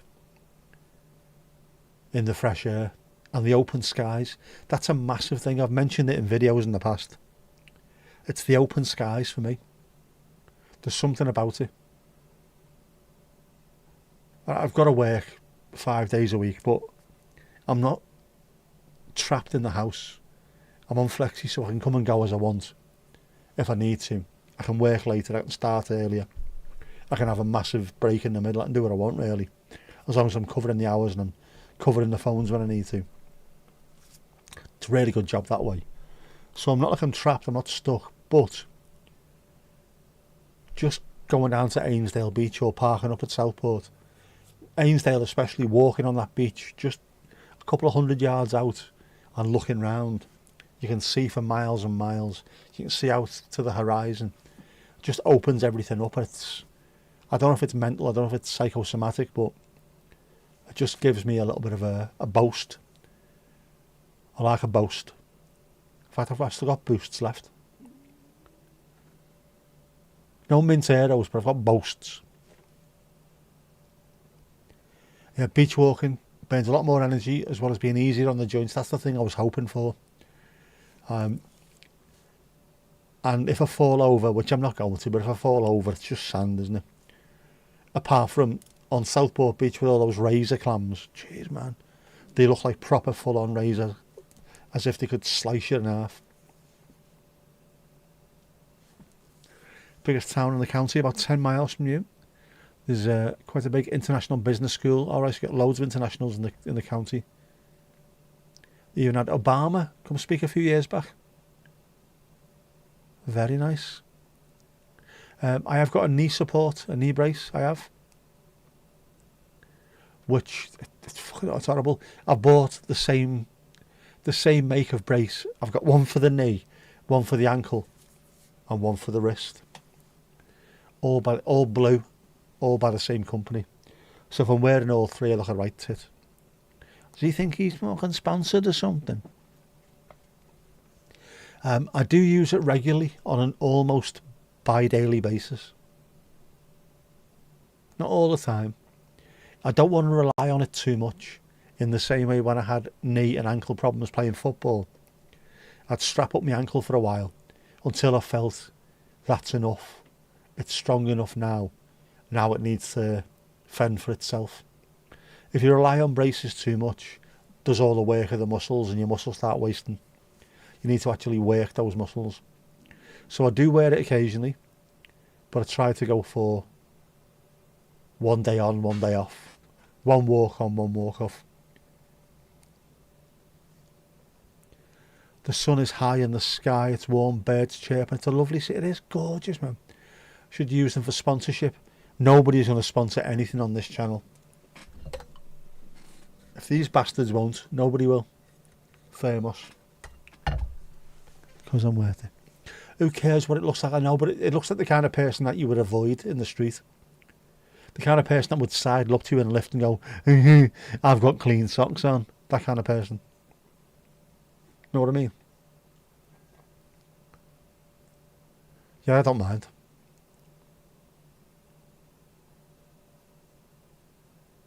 It does help on days where it's feeling really weak. If not, I've got to try and build the muscles up, so I need to be able to do a bit. The sand is going to be good for that. I'm hoping I can get out more this year. I was hoping the same last year and I didn't, but I think I know the reasons why. Took me off the ball slightly, as well as some other things. This year though, I'm happier going to Ainsdale than I was last year. Even if it's just for literally for a 20-minute walk around.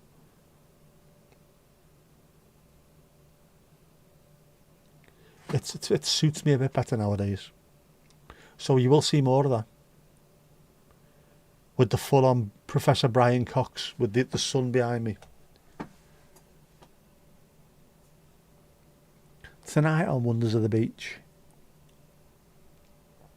Yeah, but I do want to get fitter, healthier. It might not be possible to do any more than I am.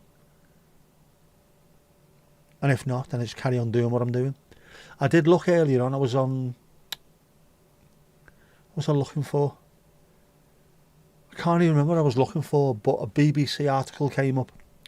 There's a walking community in Kirby, I think it is, for stroke victims, and they all go out and go for a walk together.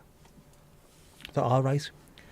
So it's something that was in partnership with Mersey Trust, someone or other, and there's another link to a website. If you want to try and find walks near you, we'll show you where they all are and how long they take, how moderate, how difficult they are, how many miles, if there's stiles on there. That's one of the things. Miles without stiles are ones where you don't have to risk your neck getting over and down stiles and what have you.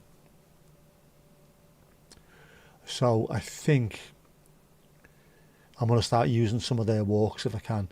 There's a few. There's one near Wigan, near Parbold Hill, the Fairy Glen just down there. Might go and try that. See if I can do that. Let's see the circuit of the Marine Lake. The problem with that is you can't get down to the side of the Marine Lake. So a lot of it you'd have to walk up to the road, which is just like a massive oval, but away from it. I'll show you what I mean if I can at some point. But it's a really, really nice marine lake and there's loads of it. It's proper massive. The bits of it that I can walk down the side of the pier by the little cafe run by Tony Kay, former Everton player. You can walk from there all the way down to where I've showed the last couple of times, the bridge, walk around there into Prince's Park, and then pretty much walk a little bit back to the big bridge. The other side of it you can't really, but there's more of it that I can show you.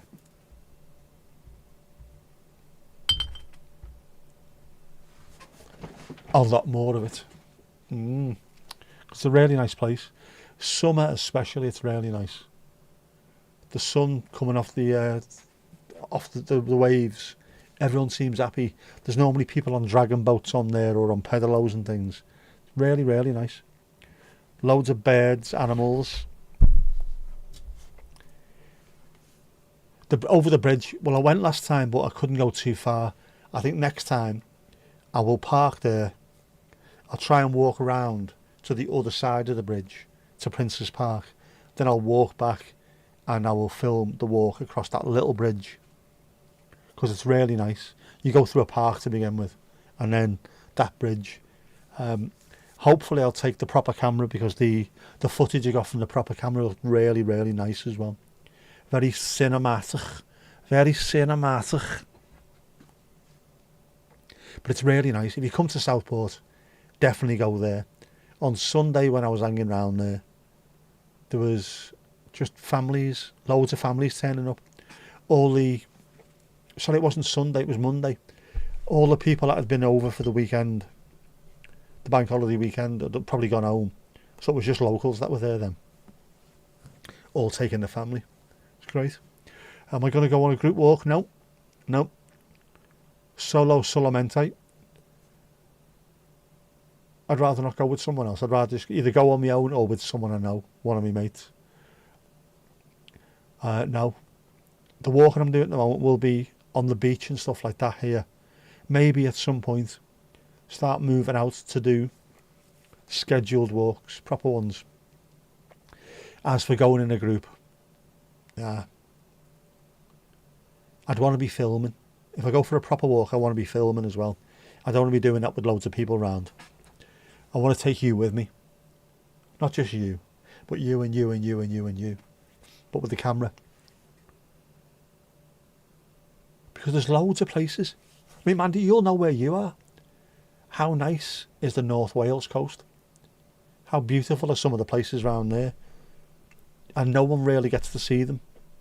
Unless they specifically go and just, I will go to North Wales for the day. No one gets to see it. No one comes to Southport and starts filming that kind of walk. And they should do. We should show people what it's like. They're only strangers till you've met them, at which point they become bastards. No, but I don't want to be filming with loads of people. I want to actually film all this as well.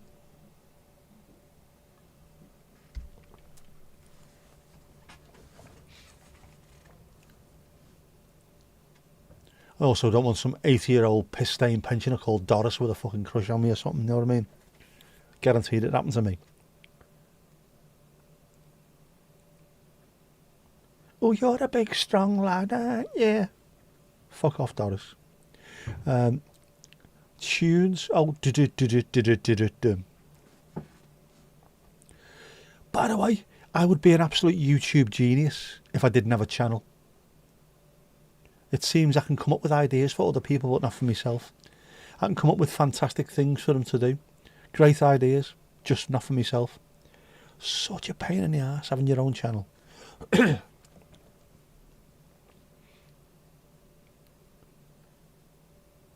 Like the woman who lives down the road, she was away with her daughter in a motorhome, and they were playing this Guess the Murderer game, which you have to go online for it, but they give you a load of pictures and you have to work out who done it.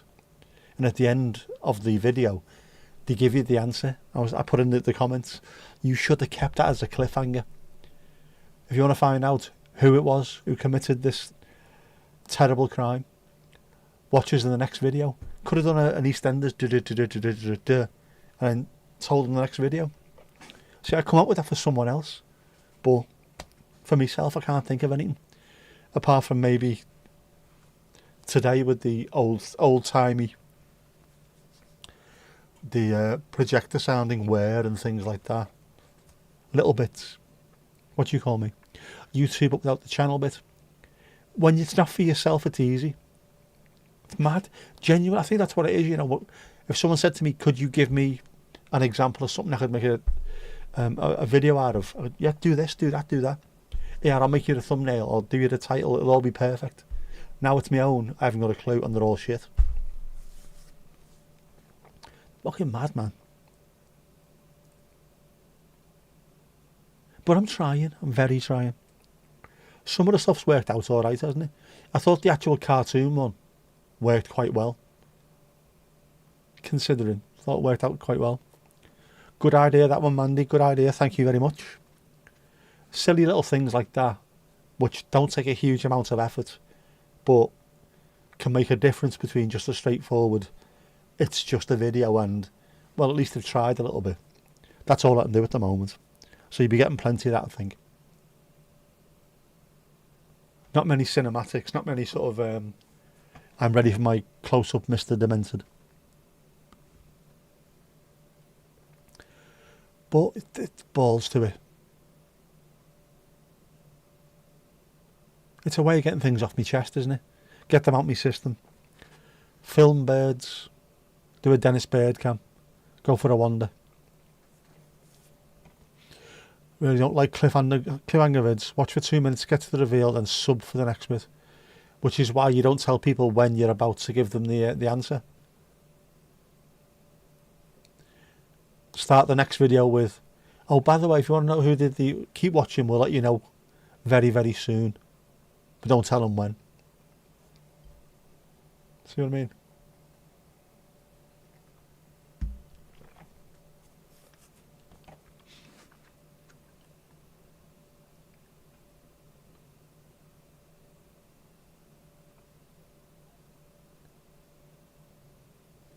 There's loads of stuff you could do, isn't there? Loads of stuff you can do, because there's no real, well, there are boundaries.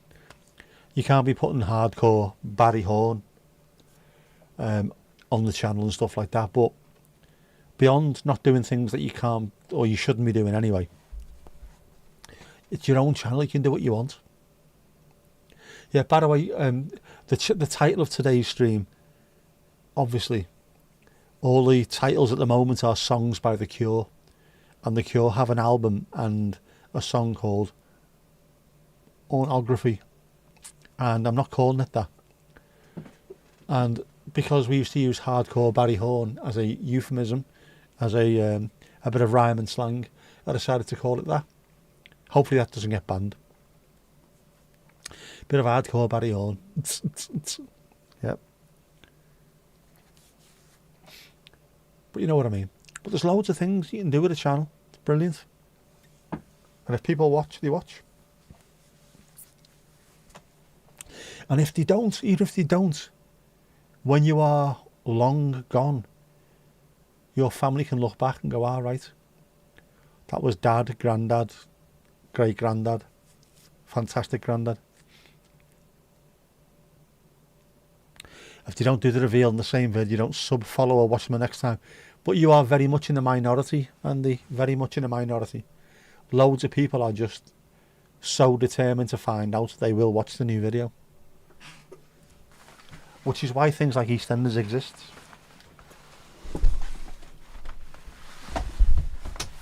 Because it is literally just cliffhanger after cliffhanger after cliffhanger. Which is why also, as much as I dislike Bread, the sitcom, it annoys me as well. Because Carla Lane is obviously a very, very talented writer. Obviously. Very talented. Some really funny lines in there. There's also some really, really well thought out plot lines. And every episode in a series finished on a kind of sort of mini cliffhanger. So you need to watch the following time to find out what happened with that. How does this fit in with the overall series arc and things like that? But she just, lowest common denominator, Scousers are thieves. And then throw the dice. Which ones are going to be? What I'm going to write down here. Billy, greetings, bastard, knickers. Where's me pudding? Just that over and over and over and over again. That's what pisses me off. But yeah, there you go. Don't know even why I went that way. Why was I talking about that? Yeah, because there's a little cliffhanger at the end. That's just enough of a hook to keep you involved and interested, apart from you, Mandy, obviously. Yeah, you cheat with books too. You read the back of the next book to see who survives. You see, that's because you're like a bloody 12-year-old kid trying to find out what they're getting for Christmas. Spoil, spoil, spoil. I hope you're happy with yourself.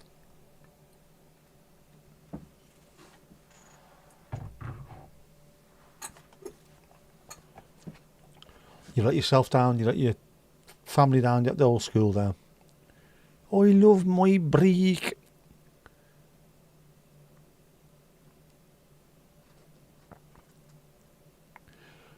Don't you remember that song by Alice DJ? Do you think you're better, Barry Horne? Tu réellement. Yes, speaking of books, Mandy, what's the story in Baramori? Wouldn't you like to know?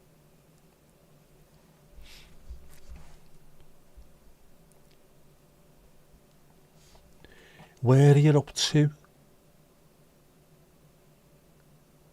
Just started book 4. Book 4.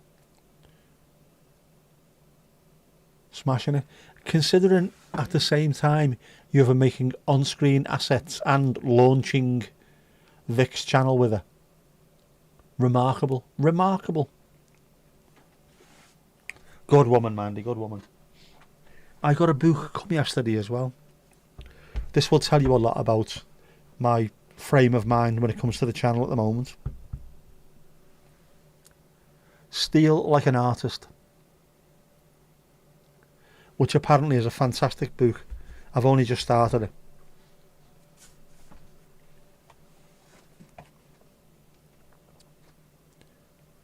A New York Times bestseller about getting creativity,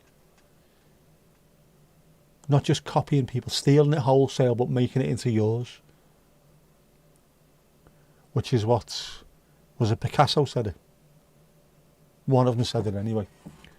Take something completely and then improve it, make it yours, improve it. And you can sort of see every story's pretty much been written, every film's been made, every painting's been painted. But not every film, painting and book has been made by you. You will have your own thing that makes it specifically yours. So I'm hoping to get some kind of creative spark from reading that. I doubt it, like, but I hope so. Oh, that's a nice cup of tea, that. In a thermos, because I'm worth it. It's weird, I'm sure you've read some of the series before, but you can't remember all of the storylines. So it's near enough new, isn't it? If that's the case, near enough new. Could be worse.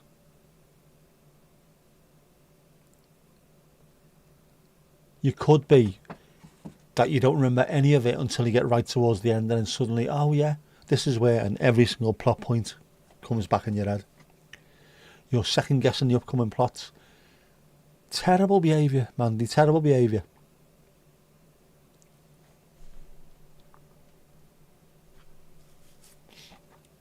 Terrible, terrible. Just let it happen, man. Let it happen. Let it be organic.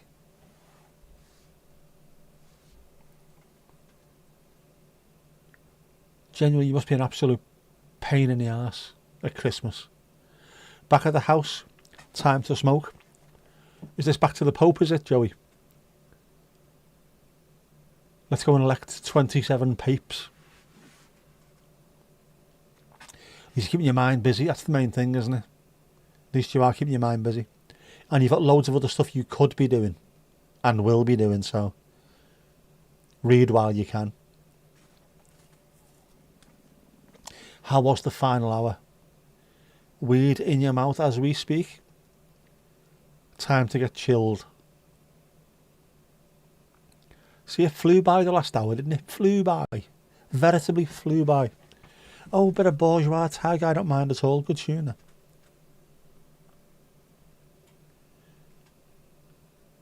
Traffic was fine up to the last two streets. As always. As always.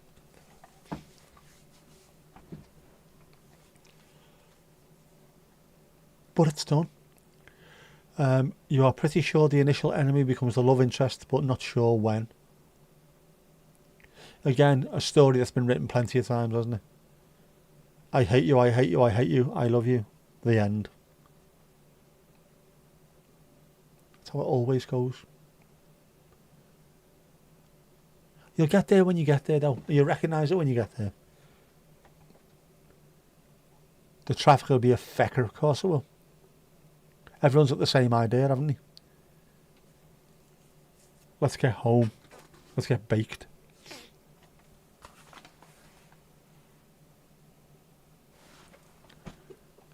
Oh, it's just a normal bins. That's all right. Normal bins today.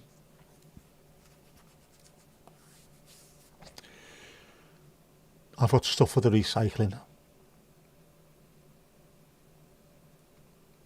was going to say, I don't really want to go out, but I'm going to have to go out anyway, aren't I? Because I need to finish my little walk off later. Just zoom to the top of the street and back and I'll be sound, lad.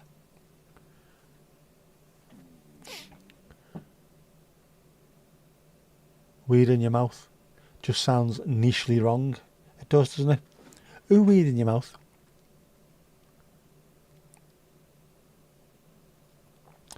This is the Unsubscribed podcast talking about the school in Buffalo covering up alleged child abduction.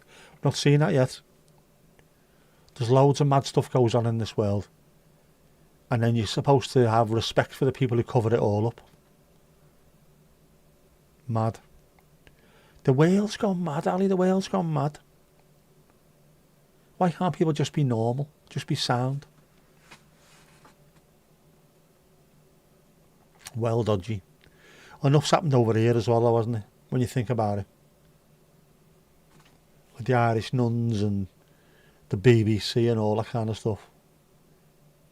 Ne'er-do-wells, wrong uns and footpads absolutely everywhere. There's no need, lad. There's no need. Just be sound. It's on a t-shirt for that reason. Just be sound.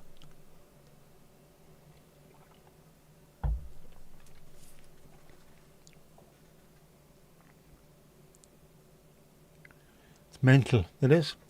There's too much of it going on. Why can't people be normal? Well, not necessarily normal, but just not psychopaths.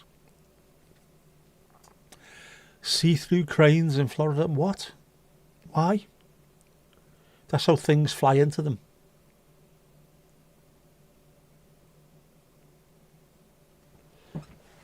Mind you, if it's going to be anywhere in the world, it'll be Florida, won't it? For those who don't know, if you just put in your date of birth, or your birthday rather, not necessarily the date, put your birthday in and in Florida and Google it, see what comes up. There will be some kind of lunacy happening on that day, because it's every single day of the year. Florida, man. Not been, no. Not been that side of the country at all yet. Only ever on the Pacific coast, which is still pretty.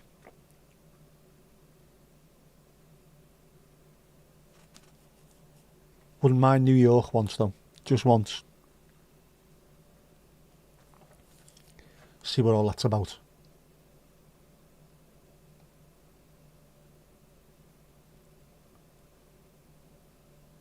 Probably not the best time to go though, is it?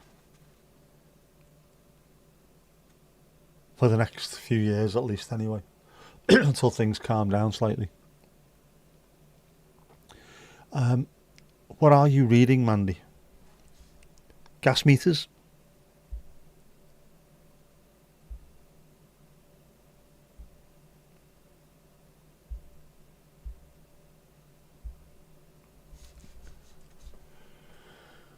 It was a reel. Was the reel real? Was it real? Are you confused? What are you reading anyway? What is it you're reading, Mandy? No spoilers. Man, you don't mind spoilers, do you? Seems like you want to know everything straight away. Spoiling the surprise. Terrible behaviour.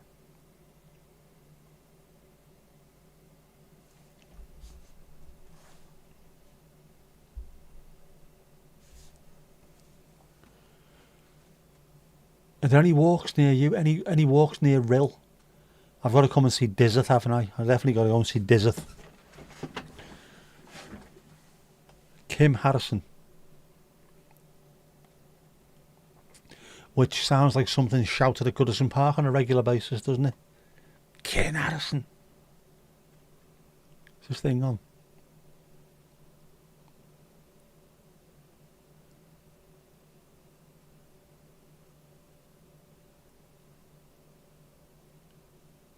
Mandy takes forever to type, by the way. Chat amongst yourselves. Be ready in about 20 minutes. Kim Harrison, I've never read any of her stuff. His stuff, their stuff. Not sure of the name of the series though. Morning, Jackie. Right. Yeah. Not read anything for ages. As I said, just started that thing, but it's not really a proper book. Not a proper book. Not a sit down and read for 9 hours at a time kind of book.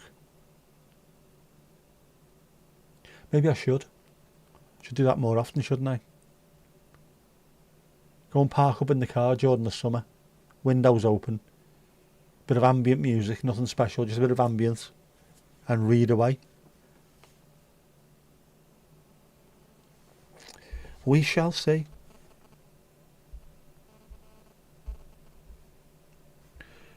Oh, damn thingy tonight, isn't it? Footy.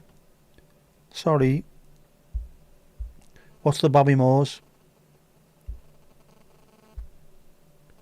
What are the Bobby Moores? The scores on the doors, Miss Ford. Scores on the board, Miss Ford, even. Alright. The arse are out.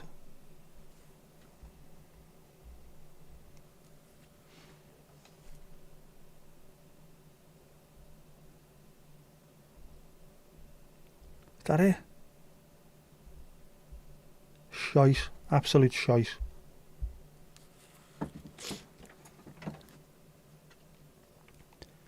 Seafront car park, windows down, whale music, of course, yes. Gentle breeze, thermos. All a chill. Thumbing a copy of Playboy. Tourellement. You sent me a link for the bird. Pelican, what do you call me?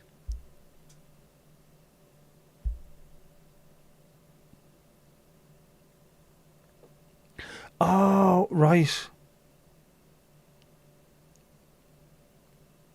So when you said see-through crane, you meant a bird, not something that picks things up.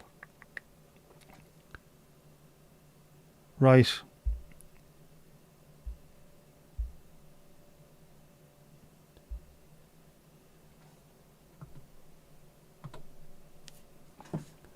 That is incredible.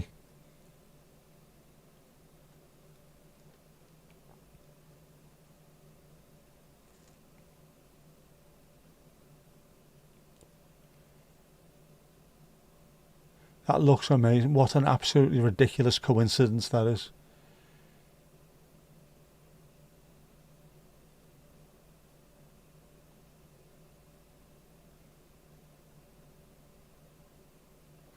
Absolutely. Transparency on 50%. Opaque, can you see? By the Donsley light. Mad.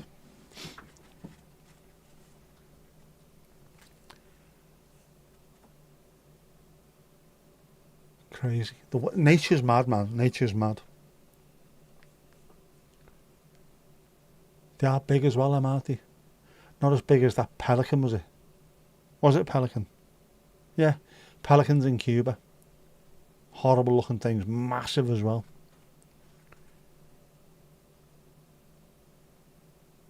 Flamingos were nice though. Cuban flamingos were lovely. Tasted like chicken. I'm only joking. There's class. Absolute class.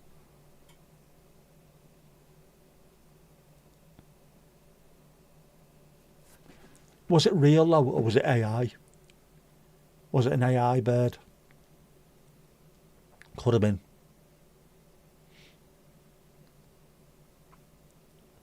Yeah, I thought you meant a crane, like a proper big one of them was picking things up. Why would you make one of those see-through?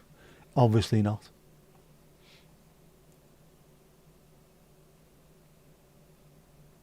Hologram.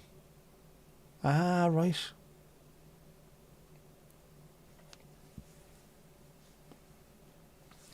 Dangerous if it wasn't, though. Someone going over there throwing a punch at it.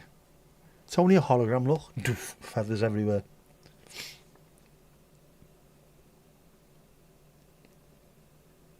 Them holograms are too good these days. Far too good. I don't know, you're guessing it does look hologrammatic, doesn't it? Slightly hologramish. Hologrammy. Hologram-esque. Could be. I don't know. Don't know these days, do you? Genuinely don't know.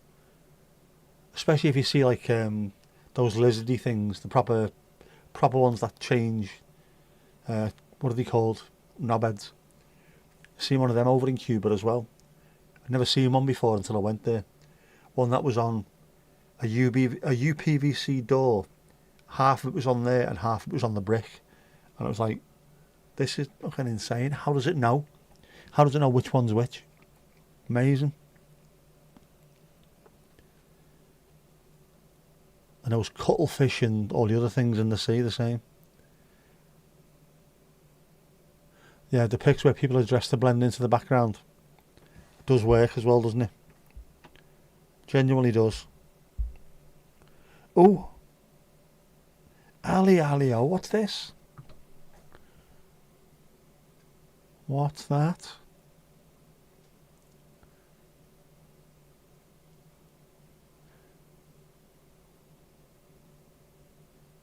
Is that an emu?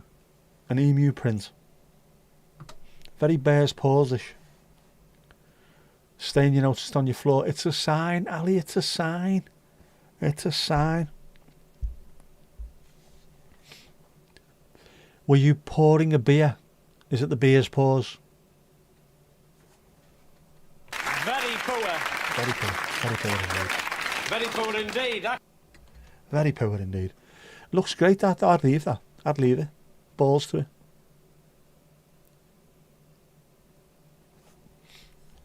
It does. Definitely looks like a bear's paws symbol sign thing.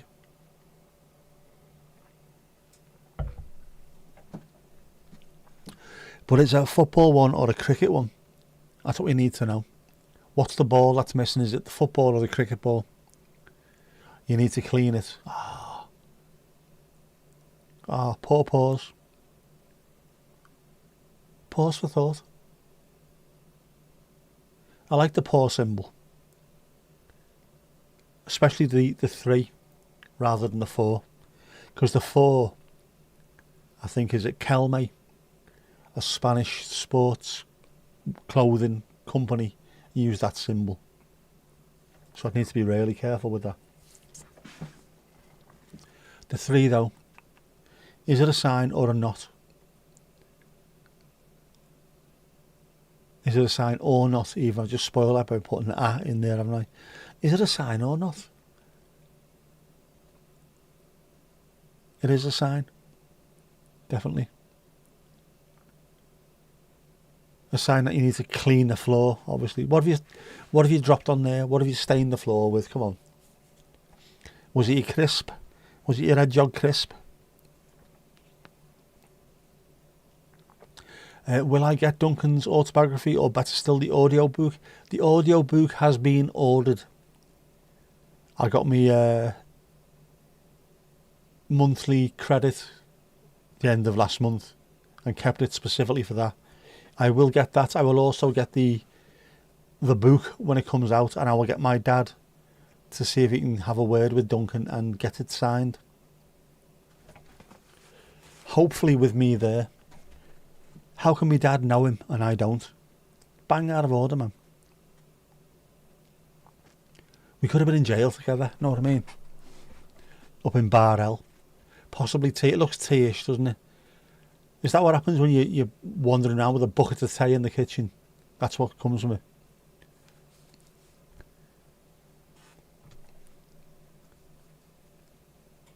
Your monthly credit has gone on a pre-order for something coming out in October. Ooh, what's that? What's so good that's coming out in October that you are spunking credits on it now? What is it? October, man. It's a long, long way away. Just to guarantee that you've got it. You've not got the kettle on, but you'll try it now in case it's or to see if it fits. Of course you will. Just be careful in case it's too hot.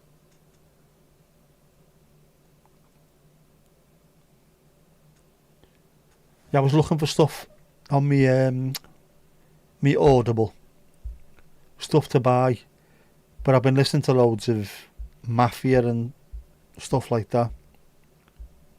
I've got Mob Cop on at the moment. Which is good, but it's just pissing me off at the moment. It's just so much of a cliche the way this fella talks.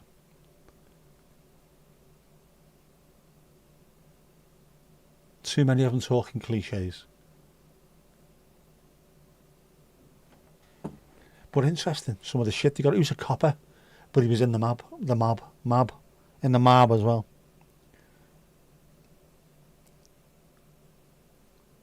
The Johan Cruyff book was good, his autobiography.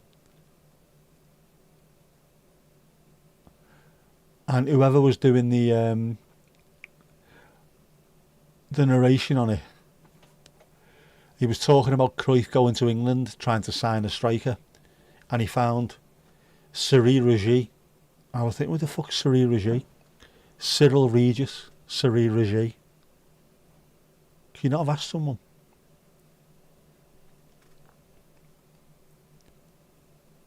It's the final in the series by Philip Pullman. Michael Sheen narrating. Fucking marvellous. Check YouTube for audiobooks. Plenty on there, isn't it? Especially the Discworld stuff's on there, isn't it? The Al Pratchett gear. Like pre-ordering things and forgetting about them. You've got the new Half Man Half Biscuit LP coming soon, which has got some incredible titles. Incredible titles. I feel seen and seeing that. Shall we see what they were all called?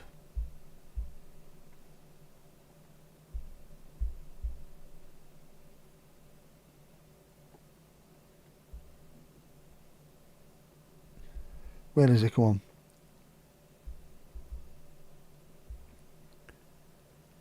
All Asimov and No Fresh Air, is that the one? Where are you? Come on, where are you? Where are you? Yeah, there you go. Look at these for titles. Horror Clowns are Dickheads. No One Likes a Polymath. Thank you. Possible Side Effects. That was the other one, wasn't it? It was just me all over. No One Likes a Polymath. I'm an unconcluded polymath, so we're alright on that one.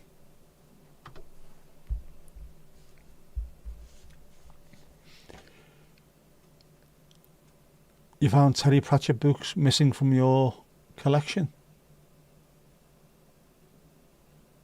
Anyone fancy some chocolate digestibles? Oh, go ahead. Ali'll have 5. That's a very, very specific number you've got there. YouTube has a fair few audio books plus short stories. It's a much undervalued resource for stuff like that, YouTube. Just for anything in general. There's loads of stuff on there. Obviously there's music on there, audio books, tutorials, amazing videos of melty-faced men in cars. Just all kinds of stuff. Just a handful. Which way round are we eating the chocolate digestibles? Chocolate side down, of course. As they were, as nature intended, as God intended. Because your taste buds are on your tongue, not on the roof of your mouth. And all the flavour is in the chocolate, obviously. That way round.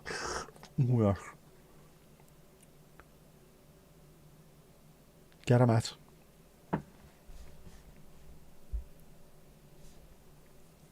the feckin' proper way. Yes, by smushing them in your hands and just smother them in your face. Obviously. Eating loads of them.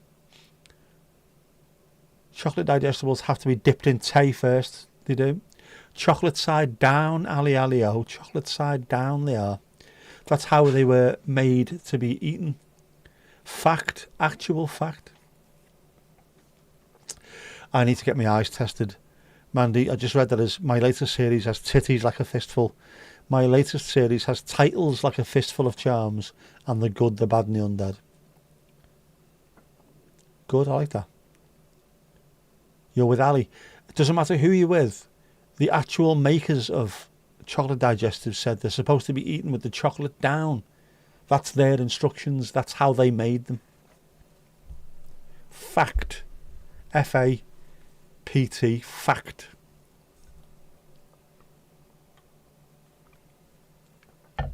I know we don't eat them that way, but they're supposed to be eaten that way. And also, a smudge and then tea afterwards if you can't dip it in.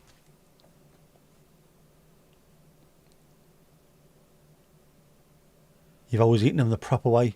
You did it my way. And that song, I always prefer the Sid Vicious version. Regrets are very few. Much better version. Frank Sinatra can fuck off as well. He was in this audiobook that I've been listening to. The fella who's in it was talking about they saw him somewhere in New York. Well, that's Frank Sinatra. He's at the show. He was at boxing, that was it. He was in the boxing. And he tried to grab his hat off him because someone wanted to nick his hat. Despite the fact that he was with all his mob dudes. And he jumped up at the last second to go and do something. And he missed and grabbed his handkerchief. And then ran away with his handkerchief. And years later, got to meet him and said, I stole your handkerchief. And he called him a gumba, wayayara, and all this stuff. The guy was a fucking mook. So it's full of cliches. Funny though. Unless they're dunked, then you lick the chocolate off first. Mandy, you absolute biscuit perv. How are you? I've spent the entire day licking chocolate off biscuits. Not just buy yourself rich tea or plain digestives and a bowl of Nutella or something. Filth. That's all it is. Filth.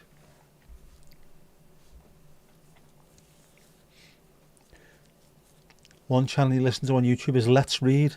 Loads of short stories. Oh, that's good stuff. I like a short story or two. Mario Puzo did a really good book of short stories. Was it called The Godfather Papers? Something like that. Loads with little bits of the Howie Mandel plate in the head stories. Really, really funny. Very well written. I have to find that. It was a real... yeah. And another one was Frederick Forsyth, No Comebacks. Another brilliant book of short stories. I really enjoyed that one. I wasn't sure about it because obviously he wrote all the massive highfalutin novels. How was he going to write short stories? And they were brilliant. All perfectly just... In fact, I'm going to have to find that again. I might have to order that. It's a perfect lesson in how to write short stories.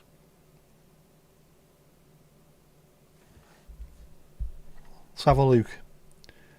It might be in the house somewhere, but we've got too much shizzle.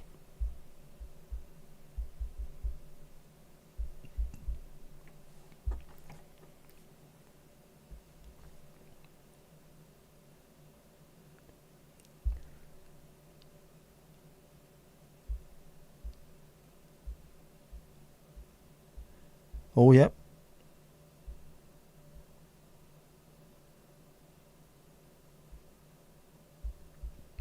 £2.70 used. Oh, I might get that. I might guess it.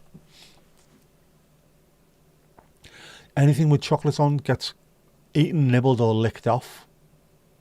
Handy to know, Mandy, handy to know. Anything layered gets split. Is this like a hard and fast rule, is it?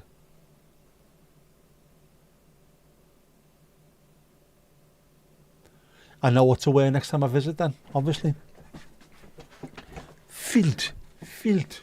Utter filth. I know what you mean now.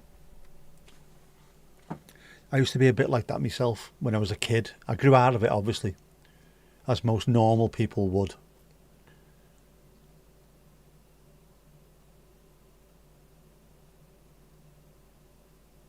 Yeah, it's good to nibble things occasionally, isn't it? I used to do the same with Twixes. I used to nibble them all the way around until it was like it looked like a sofa at the end.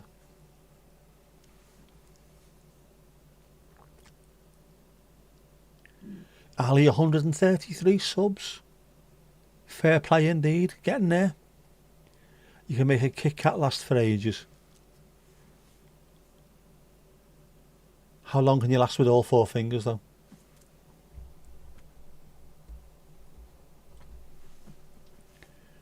Just, it's descended this, hasn't it? Absolutely descended into filth.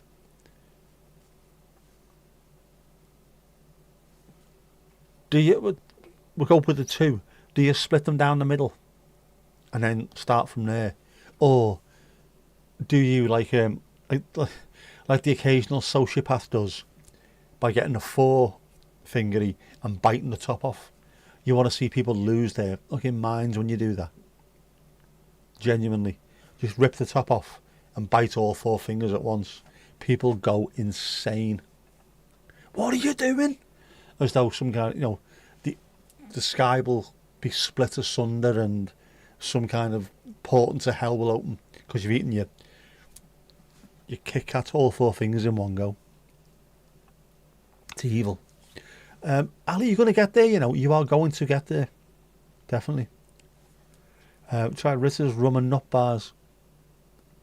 I tried that. Rum and nut bars. Never eaten like that because it sends people fecking mental.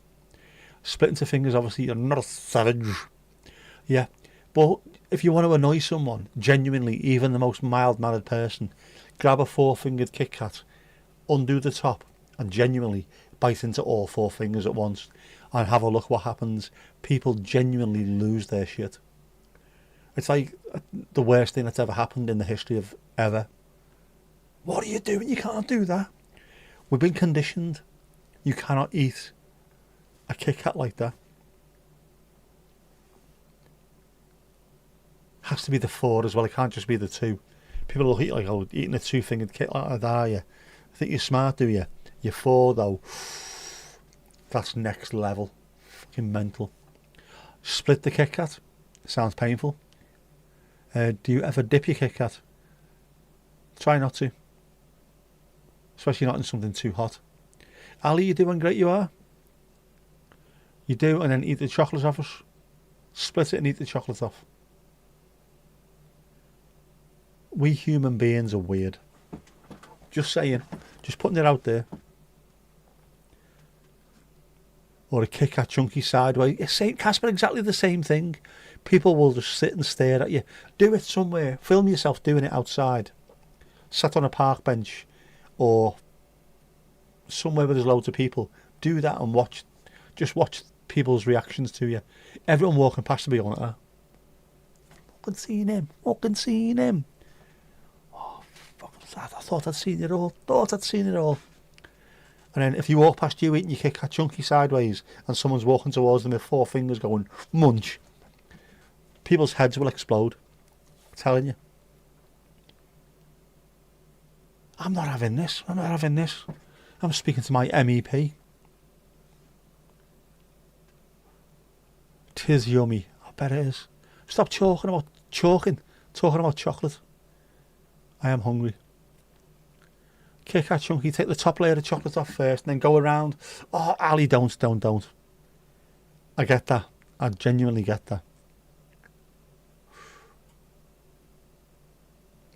People from around the world will be listening to this and reading the comments and thinking, what is wrong with those people? Peanut butter Kit Kats were nice. The mint ones too. Never had any of them.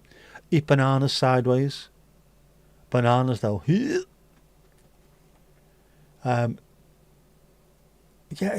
this kind of stuff will play with people's heads because they're not used to it. Anything that just doesn't seem right, people go absolutely insane.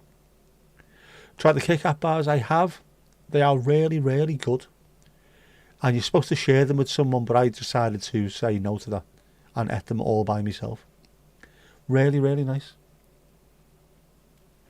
And not as big as you'd think either. Especially if you watch the telly and don't really look what you're doing, because there's loads of this. It'll keep me going for about the next. Oh, that's gone. The thick layer of chocolate on the chunky Kit Kats. That's the bollocks, that, isn't it? And especially if you're in a good mood, put it in the fridge first. That'll keep you going for about 20 minutes.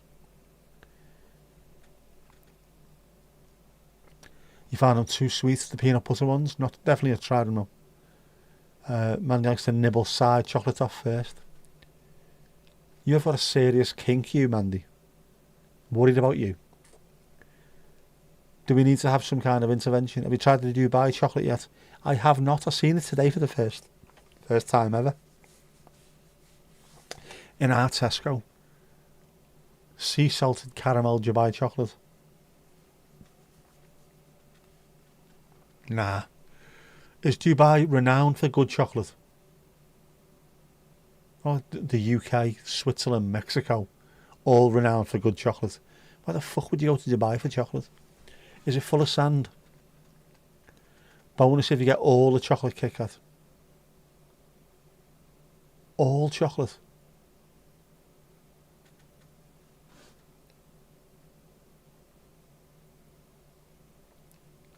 Cray cray. A bunch of ne'er-do-wells, you lot. This is what the channel should become, really, shouldn't it? People eating foods in a way that will make other people go absolutely insane.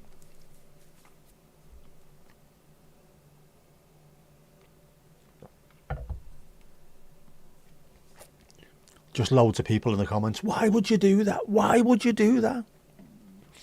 Because that's why.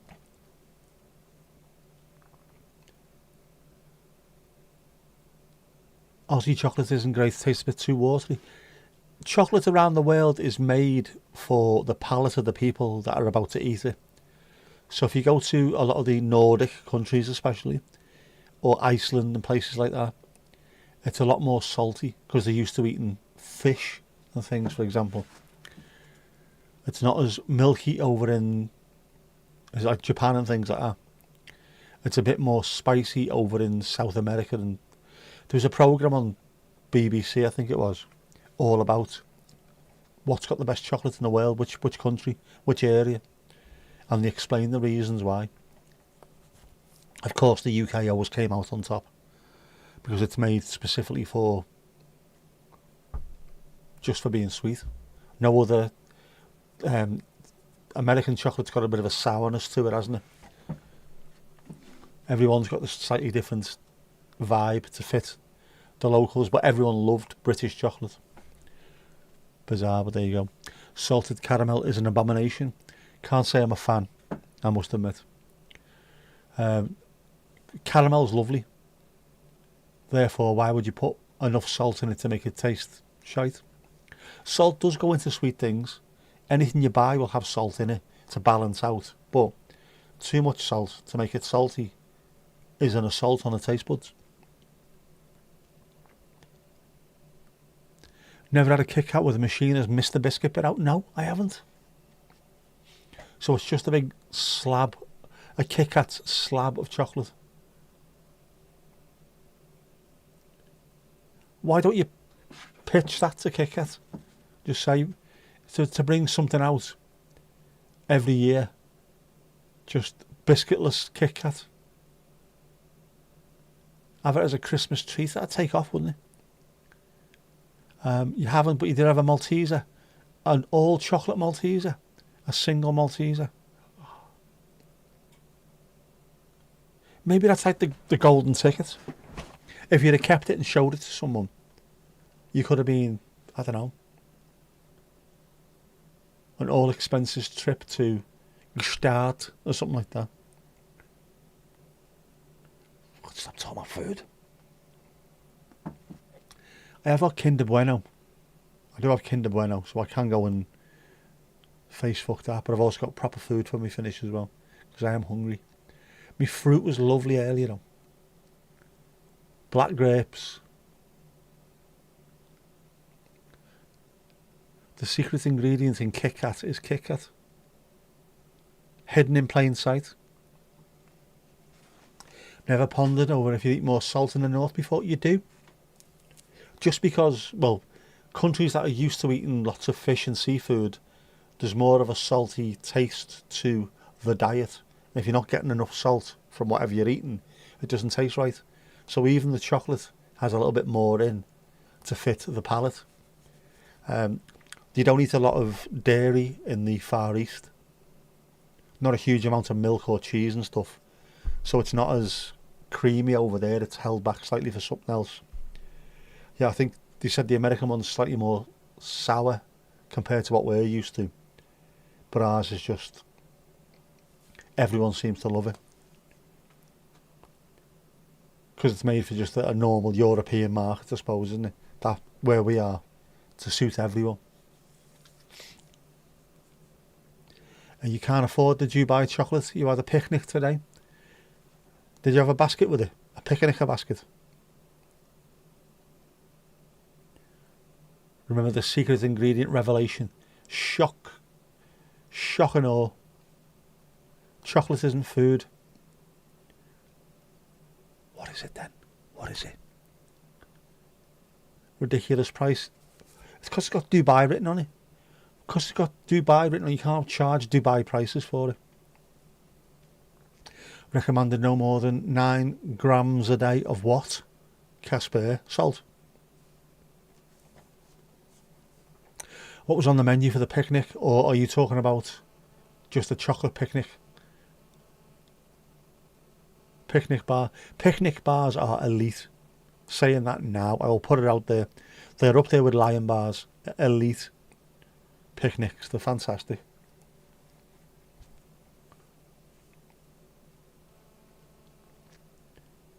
South. Was in one of those chefs making copies of favourite foods programmes. Ah, right. The secret ingredient in a Kit Kat is Kit Kat.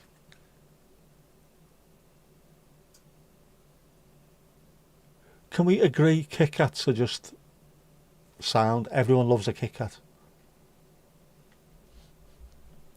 They're like the Ford Mondeo of the biscuit world, aren't they?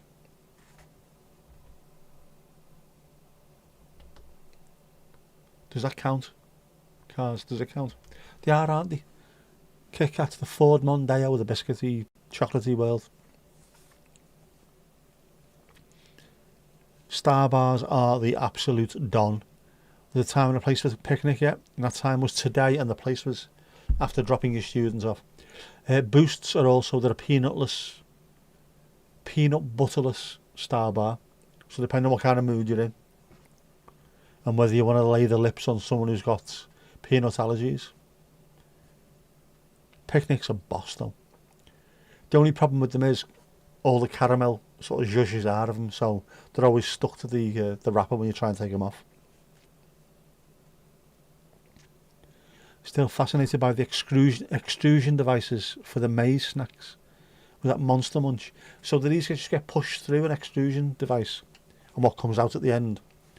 Because they're not like crisp, where the crisped off are they, the chipped off. No.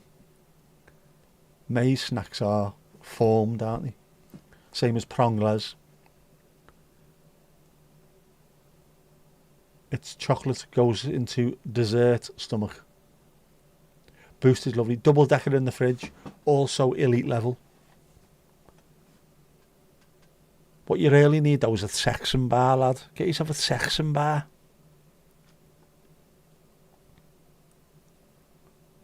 You like your chocolate out of the... Oh, we had this the other day, didn't we? You like your chocolate out of the fridge. Others like it in. Yin, yang, balance. You haven't even opened your Lion bars yet. Mandy, what is wrong with you, man? Well, obviously, you like that, so you don't sit there binging on chocolate, which is why you like that. So you have got patience, all the patience in the world when it comes to chocolate, but not when it comes to novels and books and things. Bizarre. You've eaten 2 out of the 4 ripples though. That's fair enough. 50% of your ripples have gone. A half of ripples disappeared. Why is us eating fish the same as we eat more salt in general? Salty tasting stuff. The palate is used to tasting saltier stuff. Fish by its nature tastes more salty because it's in the sea. Because the palate is used to eating things which taste more salty, the chocolate has to be a little bit more salty, otherwise I don't know. I have to find out what the programme was. I think it might have been Inside the Factory. Sure, yeah, it was Cherry Healy. She was wandering around somewhere and he explained the reason why. I'll see if I can find it, especially on YouTube. I'll send you the link if I can find it. They just spoke about it and said this is the reason why. The palates are so used to eating stuff. Like Mexico, we're used to eating chili and stuff like that, so everything's got to be bloody hot, spicy and things. Snack Masters, what do you call me? Have you finished the Christmas chocolates yet, Mandy? Which years though? Which years? Still on 2024s, aren't you? 23? 23? Unbelievable. Unbelievable, Jeff. How can you have stuff left over?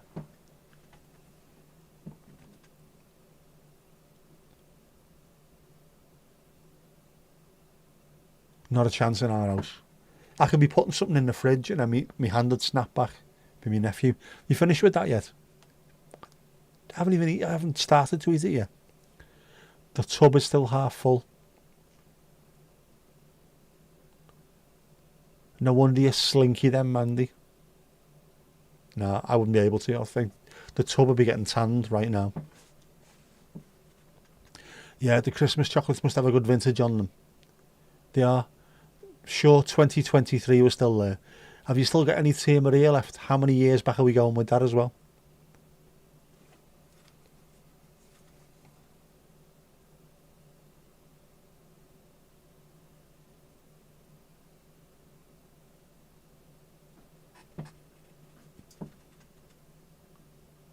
I think it was Monster Munch.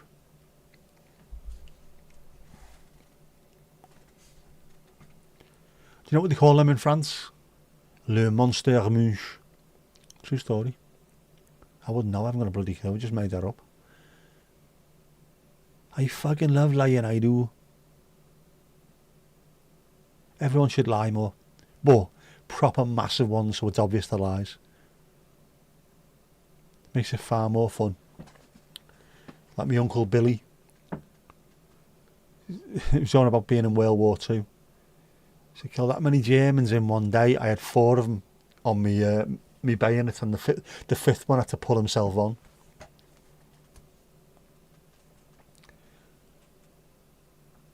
Good liars are hilarious. You still have 1 bottle of tea left. Is it a vintage one now? Is it 2022? 1989? When's it from? Possibly the reason why you haven't had a stroke then is because you've got chocolate left and bottles of alcohol left. You haven't just tanned them in one go. Note to self, be more Mandy.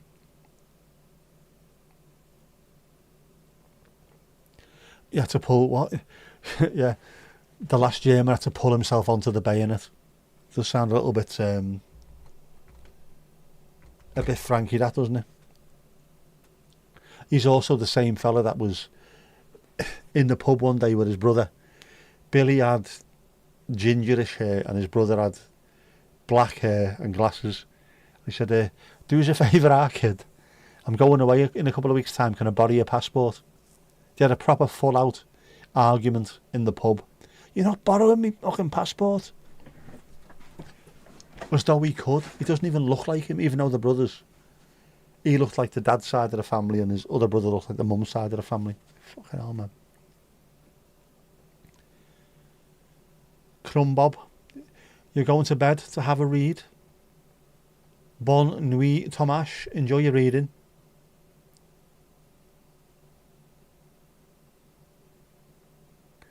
Yep. Live from Mars next Sunday. Bring your own beer and oxygen. It's going to kick off. It'll be the one. What would Mandy do?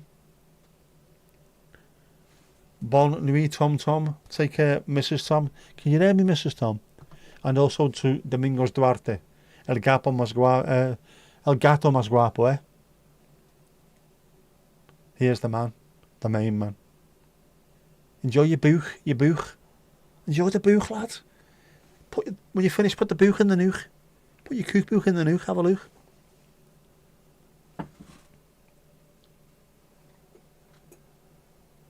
Does that look darker today?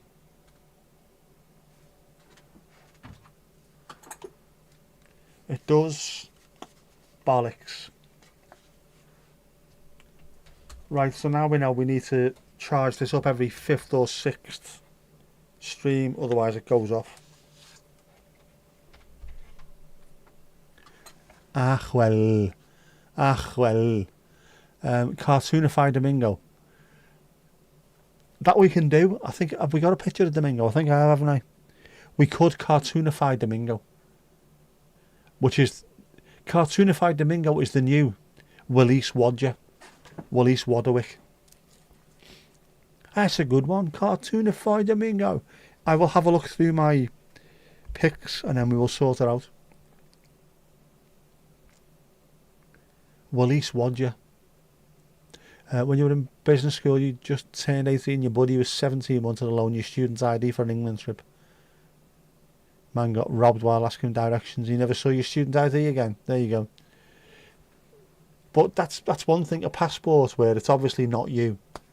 But the argument they had, don't be an arse, lend your passport. You'll never give me it back. Go and get your own pissing passport. Oh, go on, Arkhead. One of the best arguments I've ever seen in my life.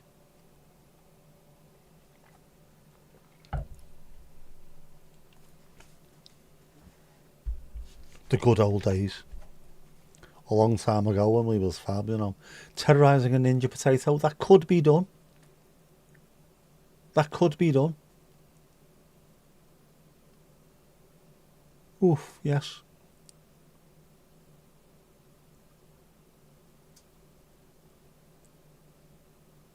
Leave that with me. We shall see. As long as Chat GPT plays ball, we shall see. It's quite handy, isn't it? I mean, I know it's a pain in the arse, but it's quite a handy program now. For getting things done. For writing things for you. I've got the pick. Have I? Terrorising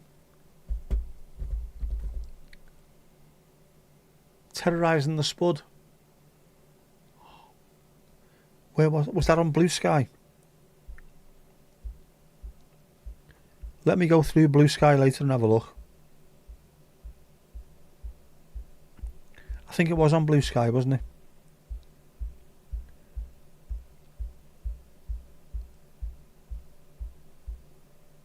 But when?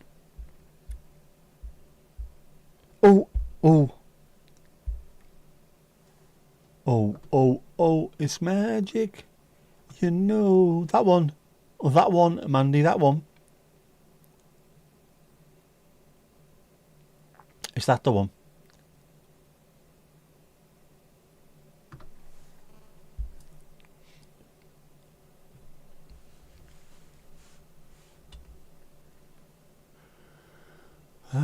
Got a discount at McDonald's with that card? No. Felt bad, he had to get robbed in broad daylight. Oh man. I showed you on Insta. I did what? That's the one, right. Well, we're keeping that.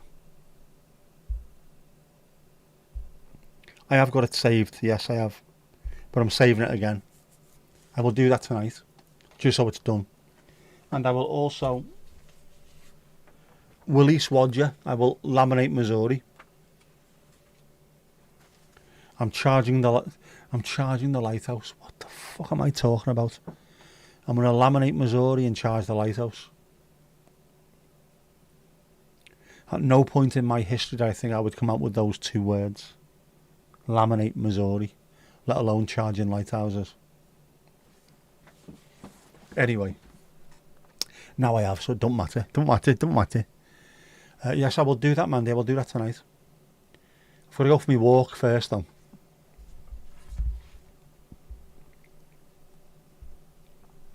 Only to the top of the street, because that's not good enough. That's not good enough. It's just not good enough. An extra 300 just walking to the top and back, that'll do me. Very unusual sentence, but I'm used to unusual sentences these days. With this I am anyway. Ninja potatoes and, oh, mad. Missouri has the Ozarks, fascinating place. Blame it on Kabaddi.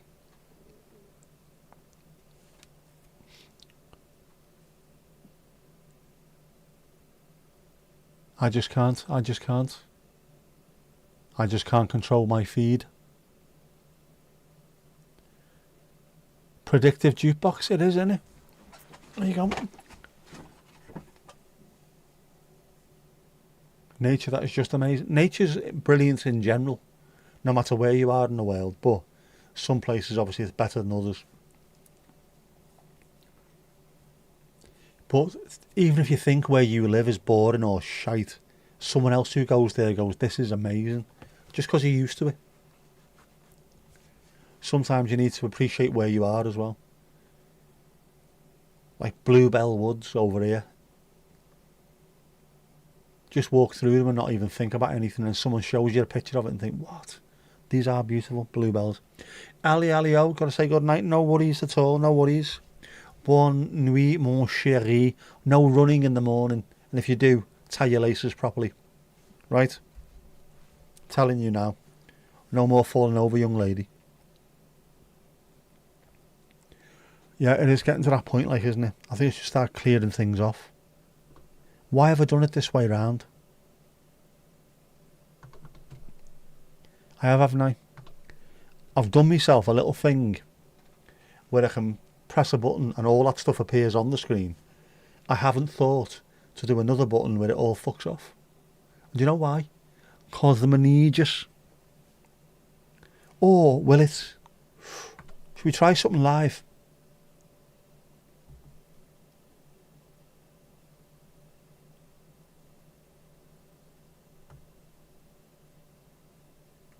No, it doesn't work. That shouldn't be on the screen anyway, that either. Get down, ship. Other. There you go. Right. So why is that done now? Long shift. Oh, you have, yeah, long shift tonight. Many apologies for the inconvenience. Well, get your dancing shoes on. Come on. I need to go for a walk. Dancing shoes, dancing shoes.